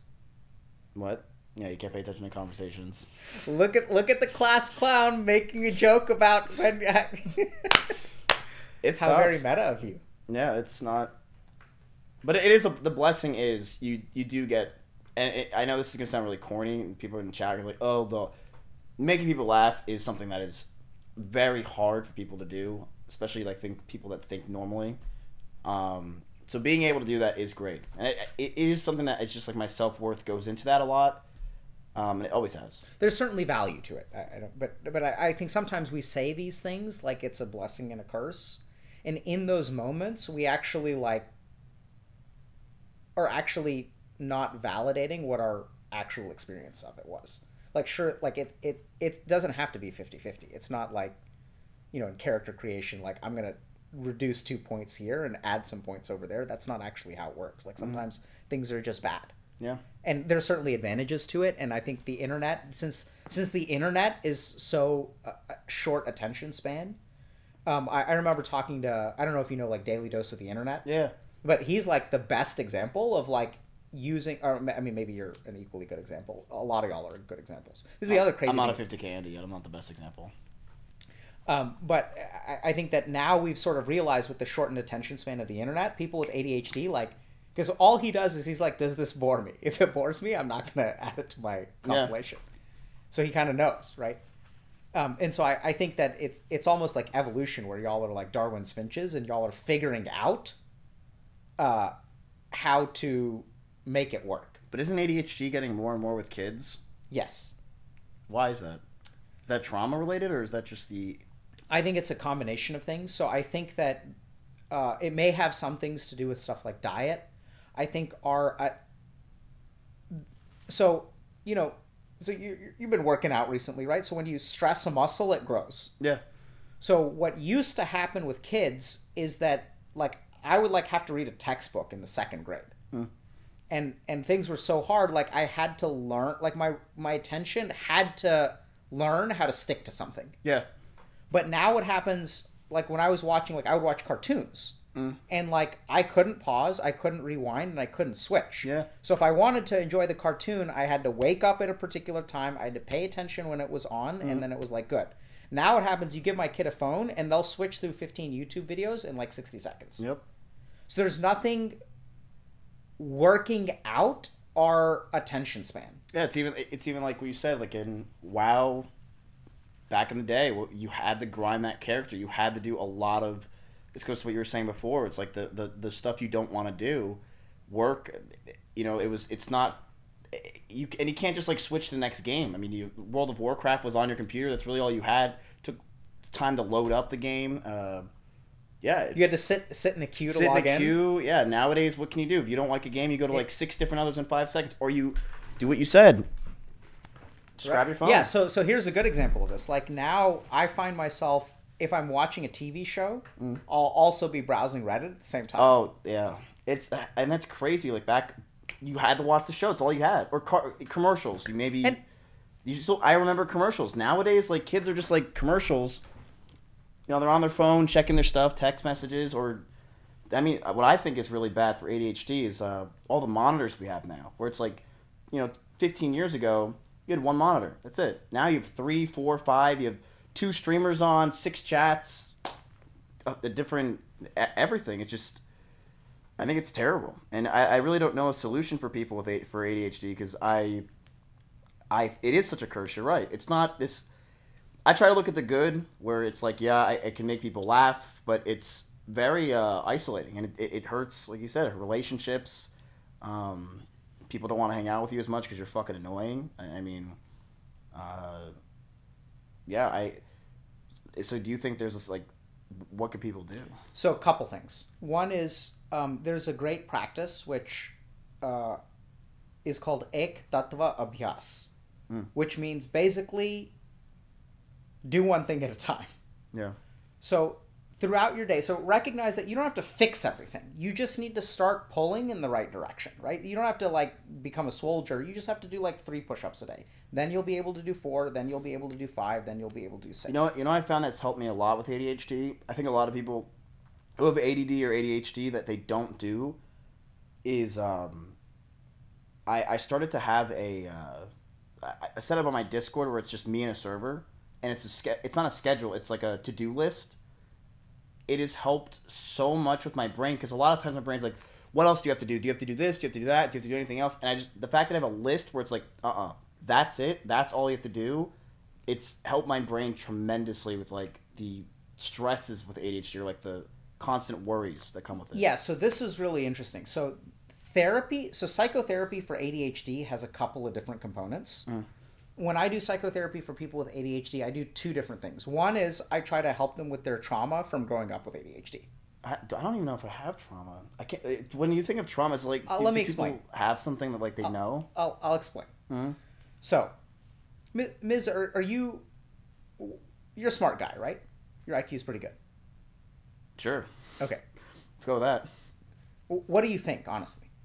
That if I'm smart? Yeah. I think I'm very socially smart. Like I understand people very well. Okay, so here's what happens with a kid with ADHD. You all know that you're smart. But you can't do things as well as average IQ kids. Right? Yeah. And then all the kids with this is how 70% of them end up with depression, by the way. Because they realize, like, first of all, they get socially isolated, and they know that they're doing something wrong, but they can't control it. They start to feel hopeless. And then here's what happens. Like, you're a smart kid. You know you're as smart as everyone else in the class. Maybe you're smarter, but maybe you're average. Maybe you're a little bit below average. Who the fuck knows? Thing is, you're, like, in the same league at a minimum, and you should be able to do this stuff. But you see kids that are just as smart as you or stupider than you doing better than you. And you can't, for the life of you, you want to do good. You try to do good. You just can't fucking do it. Yeah. And if you've got ADHD and people around you don't realize that, then you don't know that your brain is wired differently. All you can do, but even 6-year-olds can compare intelligence. And they say to themselves, I should be able to do this, but I can't. And if I should be able to do something and I can't do it, what do you think that does to my self-worth? Makes you take Adderall. Sure, you take Adderall. That's the first thing I thought of because exactly that situation happened to me in high school. I was just like, I'm tired of just. I feel like I have like a weights on my ankles. I can't do so much what everyone else can do, even though I'm trying, I'm focusing, but start taking Adderall. It's too late by high school. So you can start taking Adderall in high school, but like, what do you think 7-year-old you did? Said slurs in Modern Warfare 2. Right? Like the damage is done, dude. Yeah. So one thing I do with psychotherapy is like I try to help kids with their sense of self-worth because usually people with ADHD have very low self-worth. And it's because they don't realize they're playing life on ping. And they keep on missing shots. And people, you're as accurate, you know you've got strategy, you know you've got tactics, you know you've got loadout, you're just playing life on ping. Yeah. And you're losing to people that you shouldn't be losing to. And so 7-year-old you doesn't understand that. It just knows that I'm losing. And so you end up feeling bad.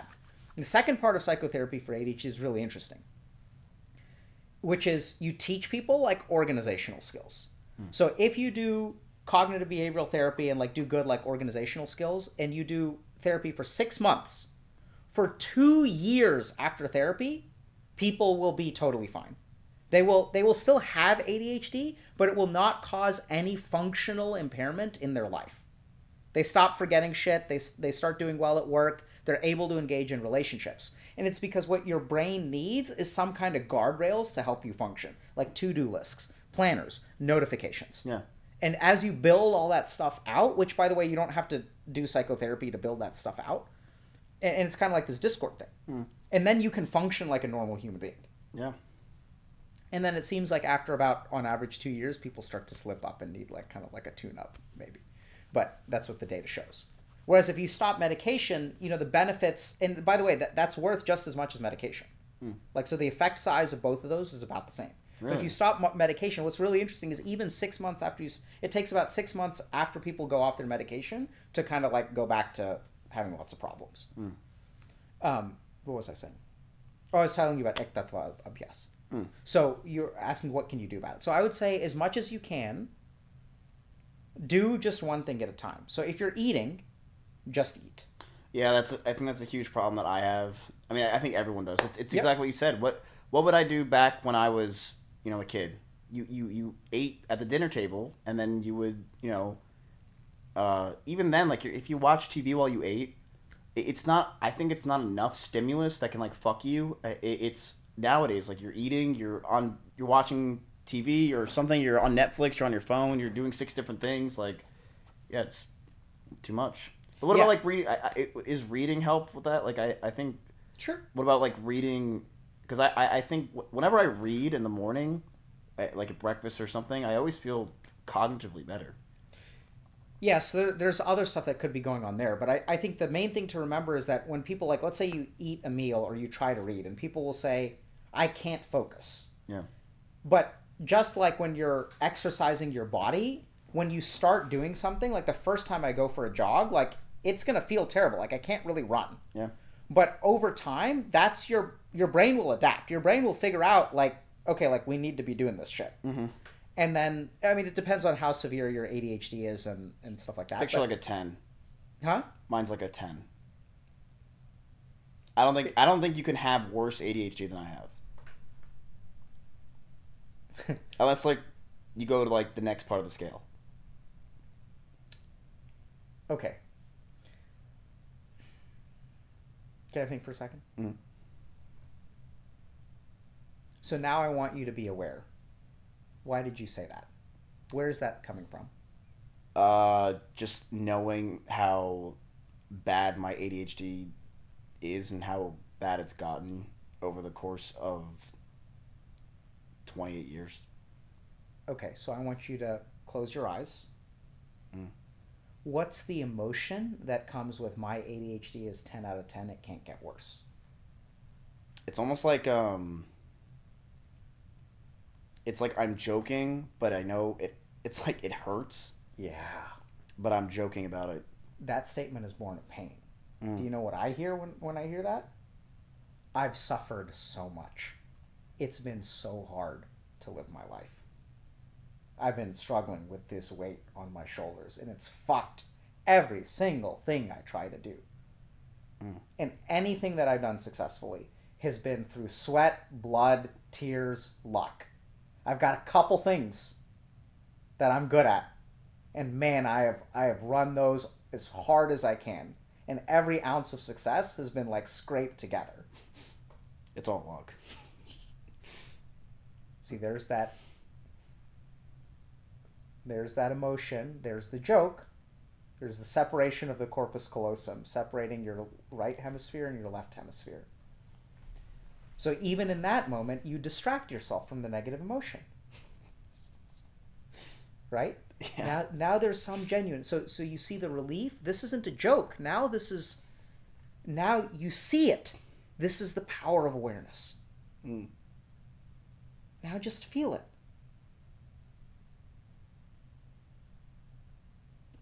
That's hard.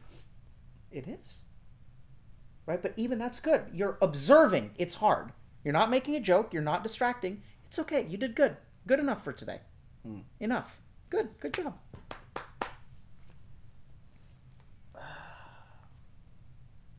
Keep prescribing some Adderall now. Sorry, it was too much. I had to make a joke. Yeah, that's okay. Right? So the other thing, so there's ek tattva abhyas, focus on one thing. The other thing you need to do if you want to be present, you got to start connecting your emotions with your day-to-day life. What do you mean? Like what we just did is like, so I heard you make a statement. That statement was born of emotion, but you have no idea. Right? Like, like, it's 10 out of 10. Like, it's been hard, man. Yeah. And the problem is, like, you're talking about being present. You can't be presence is like a flow state. Yeah. Flow state involves synergy or synchronicity of the whole brain. And for whatever reason, you've got your emotions like separate from everything else. So I need to allow myself to be emotional more in order to be more present. Yeah, absolutely. Right? So I'm not saying that you have to do it here and now, and you keep on doing whatever you need to get to 50K on Twitch. Like, you do that. But in some small parts of your life, you just allow yourself to feel whatever you feel. And in your case, and this is where especially men and people who have ADHD too, or trauma or whatever, doesn't fucking matter, body is the most important place to feel emotions when you're starting out. So you're not going to know what you feel, but like, you know, if I were to ask you, I mean, now the moment's gone, but like if we think about that 10 out of 10 statement, I'm able to articulate what you're feeling. So I'm like serving as your EQ, like your emotional quotient, right? Like but I would bet money that like there's a physical reaction when you make that statement. Because anytime you feel an emotion, there's going to be a physical reaction. And so you sit with the emotions in your body. And so what I would recommend is at the end of your day, you could do beginning if you're too tired at the end, but generally speaking, at the end of your day, ask yourself, like, what did you feel today? What did, like, and this is the observing self, what did Mizkif have to go through today? Just ask yourself that question and let whatever comes up. Can I write it down? Sure. Yeah. You can, writing down is great. And then what you may notice is as you write things down, your mind will twist and turn. And you're going to call it ADHD. But what you don't realize is that sometimes it's ADHD, but sometimes it's that your mind has learned that it can distract you from your emotions and your negativity with another thought. Yeah, it's true. And so, and then what I would do is as you're writing those things down, I would pay attention. Maybe this is stacking too much, so fine, start by writing and then we'll do level 2. But level 2 is going to be as you're writing down, you may feel certain things in your body and just like let that thing be there. Don't suppress it with a joke or another thought. Or, this is the beautiful thing, you're going to suppress it with a joke or a thought. But be aware of it. There you go. Right on. Look at gold star. Look at that. Ray. So, how do you feel now? You're crying. Why? I saw my sub count. I'm crying because, I mean, you're right. I think a lot of times I suppress my emotions. And that kind of makes me, I don't know why I do that. So that makes me not as present, makes me not as focused. It sounds like the right answer. I think there's more to it. How did it feel to get the answer right? How did it feel to connect the pieces of the puzzle? It felt like it made sense. It felt good. Right? Yeah. And so I think these tears are different. For a moment you had clarity. This is like, I see relief. Maybe I'm wrong. I have no fucking idea. I'm not. No, you're right. And it's also, it's weird. A lot of times when I'm like doing stuff or doing fun things, I'm like, I take myself out of it and I don't express emotions a lot. But now that you're saying it, the more I'm emotional, a lot of times, emotions is what drives me to remember a lot of things. And it makes me more present-minded. So that's kind of what I'm saying. Like this whole lack of presence, this dissociation, like if you're telling me that you remember more when you're emotional, right? That's because you're present. That's because you're not dissociative. Yeah. And there's also just other simple science that has nothing to do with that, that more of our emotions form memories really strongly. That makes sense. So I think the other thing is you've got to be careful because this is too much, but I'll just lay things out for you.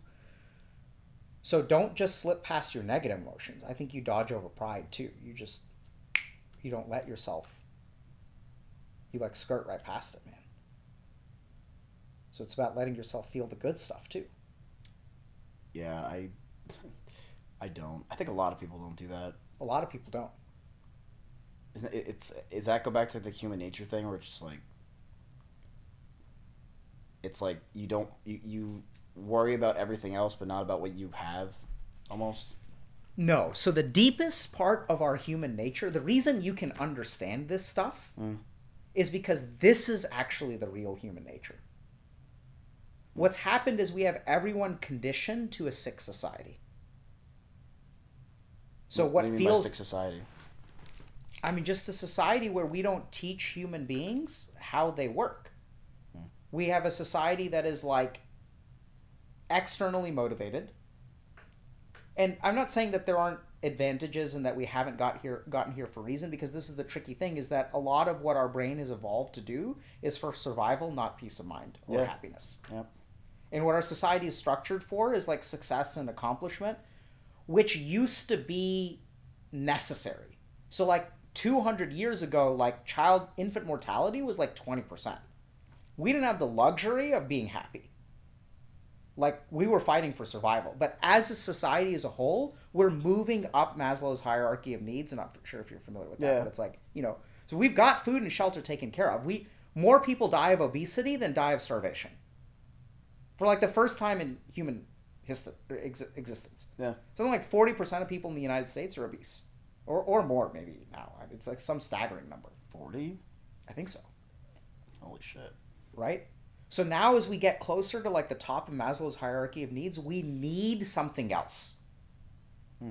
Because we're fighting a different fight now. Like, we're fighting for our soul, and we used to be fighting for our body for the first time. No, yeah, you're right. And this is where like AI and all this kind of shit that we're talking, like all that comes in here. Because who are we? Yeah. Like, what does it mean? Like, yeah, I get what you're saying. It's like we're fighting.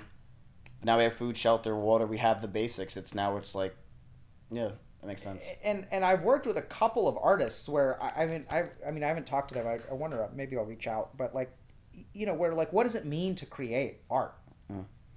Creating art is not actually about getting 1 million YouTube views. Creating art is about creating the thing for itself. Like, and if you're famous, you're famous. If you're not famous, you're not famous. If people buy 5 million or 1 million, like, someone play the game. But when you really talk to an artist, it's about creating the thing. It's about manifesting something within you in the world and giving it shape and form. Right. And that's the thing, is like, when an artist really creates art, that's what they're doing. And I think that the real paradox there is that when people do that, like when we talk to, a musician about like why they make music, when they tap into that soulfulness, that's when they make their best music. Yeah, I'd say it's when I'm the best streamer, is when I am more into the emotions. Mm-hmm. Yeah, because when you're more like soulless, that's when you're just not as entertaining, because you're not like in tune with other people. Yeah, you're not present. Yeah, right. So you can't be witty if you're not present. Well, you can, but I think you be wittier. So here's the challenge: is that the grind is like the strategy that is. It's kind of like buying index funds or like the S&P. It's like the conservative, safe thing that will get your money to rise. But it's never going to 20x your whatever you put into the market. Mm-hmm. That's presence, right? So like, this is the problem, is the more you grind, the further away from yourself you get.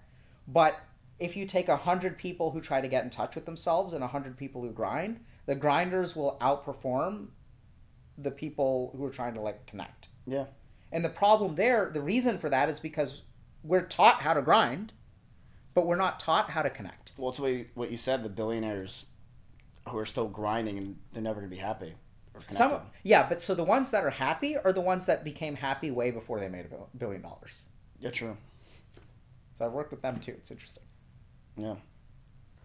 Yeah, because I see people all the time like, damn, I wish I was as happy as you. Average people. Just living normal lives.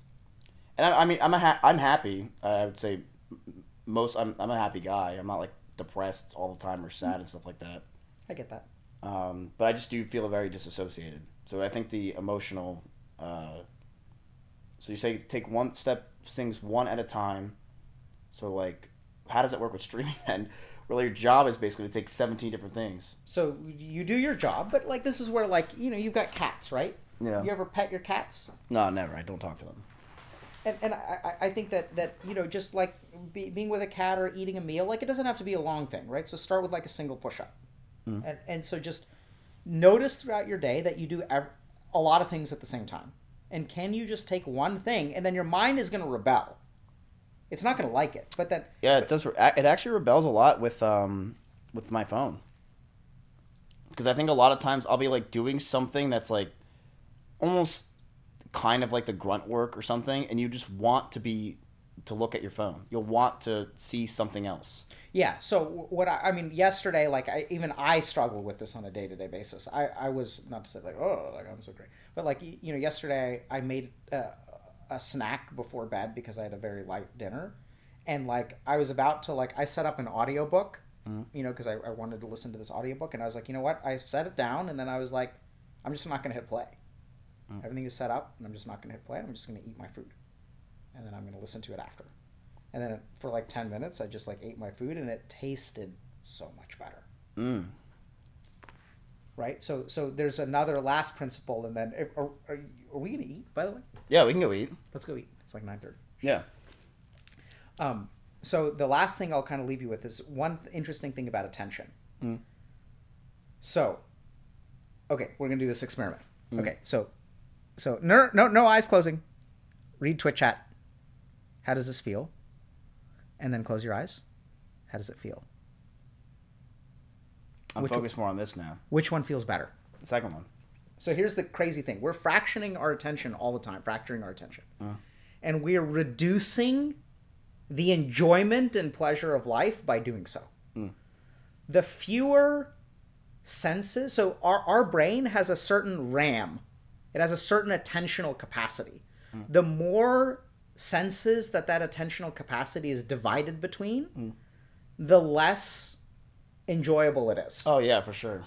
So the other cool thing about Ektattva Abhyas is that when you start doing it, you're going to start to enjoy life more. And then you'll start to pull away. If you sort of bake that awareness into it and you really stop and think about yourself, okay, do I regret doing that or not? Yeah. Do I really wish I'd listened to something or watched something? And sometimes you're going to find that, okay, actually, like what I was in the mood for, I didn't want to be present. I didn't want to just taste the food. I really wanted to forget. I wanted to be in oblivion for an hour. And sometimes your mind needs that. You can give yourself that. I give myself that all the time. So I think one thing chat can do, because I think a lot of people in chat, they'll have like, you know, Chatterino. They'll have like 12 different tabs of it open, looking at like 17 different streams at once. So what they should do, I know this might sound crazy, chat, what if you close a lot of your tabs and try to just focus on one stream instead of the 15 different chats all at once? Yeah, I mean, I think that's... Sure. I mean, that's... whenever I think of... You used to say that, like... They have like 15 tabs open of other streamers right now. Your chat, are you really enjoying 15 streams... Like, are you enjoying all those streams times 15, or are you spaced out and you're not enjoying any of them? That's a whole different bucket, dude. No, fuck you, chat. So here's the thing. The reason that they have 15 tabs open is because they're greedy. They're trying to find, they don't want to miss a juicy part. Yeah. Right? So they want to, there's juicy parts of streams, and then there's like whatever parts of streams. So this is where, like, you're hungry. You don't, like, you want to find, like, the juiciest bits from each stream. Yeah. So should they watch one stream? Yes, but what they're going to get from that is something different. They're going to get to, if you're greedy in life, chat, and you are a slave to your, like, greed, and you want to overcome that, then you should watch one stream. And then when you do that, you guys get me? When you do that, what are you going to have to give up? You're going to have to give up, like, oh my God, but like I'm missing so much. It's so much more efficient. And then you're like hungry and greedy all the time. Greed. FOMO. You get me? It's FOMO. Yes. Yeah. Right? And so you have to be okay missing out. That's hard. Because the thing is, nowadays it's so easy to... Here's the thing. It's not. You don't think so? No. Because every fucking meal you eat, you are missing out on all of the other foods.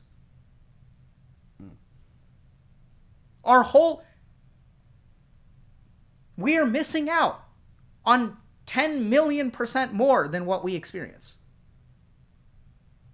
FOMO is a state of life. But I think that's what's so hard with this. It's just like, okay... Like, I'm missing out. Let me see what's the best in the world right now in 5 minutes. Right, and we have to have the best. Yeah. Right? We have to have the best all the time. And it's like, we're chasing after the best that at some point, like, we don't even enjoy what we have, even when it's the best. Yeah, you're 100% right. And it's like, okay, like, we're farming epic moments on chat, like on Twitch, right? That's what chat's doing. Chat is like farming. It's like we're dual boxing or multi boxing. And it's like we got to find all this stuff. And then what happens is, if you guys catch epic moment after epic moment after epic moment, what happens to the value of epicness? It becomes normal. Yeah. And now when epic becomes normal, the best you can do in terms of entertainment is average. Nothing becomes epic. Yep. You've just reduced epicness to normal. Then you're fucked. When you watch a boring-ass streamer who once in a year pops off, you can say you were there. Right? Right. And you will remember that stream for the rest of your life. So, chat, what did you learn? No, you're right. And I think that goes to what you said, too. It's like, do one thing at a time. Like, don't try to, like, just be like, all right, I'm just going to turn it all off and I'm just going to focus. Because you're going to get stressed and you're going to want to relapse. It's like, try to, I guess, this is what I'm going to try to do, is not look at so many things. I'm going to try to be more just with one thing at a time. Like eating. Rob's going to get food, but tomorrow, when I go for breakfast, I'm just going to eat. I usually have like a stream open or like there's music playing or something. I'm just going to eat and just focus on the food. That's it. Austin's nice, depending on when you eat breakfast. Mm. If you step outside and just be. Yeah, I'm going to do that too. And just eat. And the last thing, and I'm so happy you got this, like I feel so optimistic for you. If you fail at everything else above, just be aware. Notice the failure and say, hey, you know what? I wasn't able to do this today. But eat one thing at a time. Second thing is try to be in touch with your emotions. If you want to write them down, that's totally cool. Feel them. Yeah, I think one thing that you said, like, I always do try to make jokes to, like, basically go, like, oh, there's emotions, divert. If I don't do that and try to just be at one with my emotions, it does make me more present. So this is the thing. I'll give you a trick. I know it's going to be hard to remember, but at the end of the day, you can find the clue that you felt an emotion, and it's because you made a joke. Sometimes you made jokes because you're trying to be funny and it's like you're vibing and you're having a good time. But sometimes you made jokes because that's your defense mechanism. Yeah, it's mostly defense mechanism. If you wanna follow that trail of breadcrumbs or pull on that piece of yarn, what you'll find is underneath the joke is like some emotion. Yeah.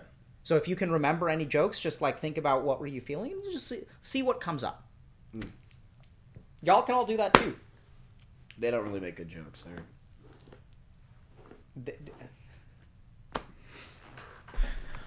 All right. Want to go food? Yeah, let's do it. Yeah. Chat. Say thanks to Dr. K. Thank you, chat. I'm going to go get food with him. I'll stream on Sunday. We'll do a long stream then. Because he's here. He's here once in a blue moon. So I'm going to go get food with him. Mods who want to shout him out. I mean, chat, I love when you come on streams with people and people are always like, oh, blah, blah, blah. But therapy this, therapy that. But, like, you do help. Like, I've had people in the last video we did together. People were like, damn, there's, like, my ADHD. I realized that I have it or this and that. And they're like, yeah, now I see a therapist for it. I'm way better. And it's like, okay, you do make a huge, like, what are you doing? You make a good difference. You make a huge difference. Yeah, so I think one of the big things that people don't get and is that you can help people substantially outside of therapy. And, like, each and every person who's watching this, like, I will tell y'all, the one difference between patients who try to commit suicide and patients who are on the verge of suicide is that there is one person, at least one. The people who try to commit suicide have zero. Yeah. And I once had a patient tell me that before they were going to commit suicide, they were going to get their favorite chocolate bar one last time. Mm. And the interaction with the person who rung them up, like, made them realize, like, okay, like, human beings actually do care. Because, like, the person was, like, super nice or whatever. And, like, people don't realize that. I don't think the cashier will ever realize that they saved a life that day. And just because you're helping another human being doesn't mean it's therapy. In fact, we've screwed ourselves as a society when we think that the only way to help people is therapy. Like, you just need human beings. Yeah, true. And a lot of what helped me was not therapy, was actually like my spiritual teachers who like taught me this stuff about the mind, which like it kind of touches on some, you know, psychological topics. But anyway, so chat, go eat some chocolate. Take care, y'all. But I'm gonna go. Dr. K's the best. Mods, please shout him out. Be nice to each other, chat, once in a while. You know, eat your food. Don't do anything crazy. We're gonna go get food ourselves. We're starving. I'm sure you're probably fucking hungry. I'm hungry. Yeah. Let's get food. All right. Take care, y'all. Boys, thank you guys for all the follows, bits, donations, all that stuff for today. I'm out. I'm gonna go get food with them. I'll be live on Sunday. So Sunday I will be alive. Wait, fuck. Sunday I'll be live. And yeah, I will. I'll be there. So it'll be fun. There's also a small announcement. It's not anything crazy. Don't think it's too crazy, but that's it. I'm out, boys. Mods, if you want to shout out the newest video, go for it.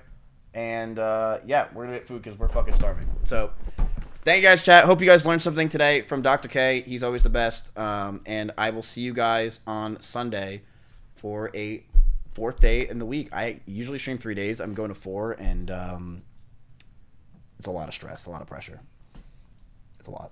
But maybe a conversation for another day. Yeah, for 4 days, honestly. But chat, I'm out. Thank you guys for everything, and I will see you guys on Sunday. All right? Bye, boys. Bye. Bye, chat. Where the hell's the end? There it is. Bye, boys.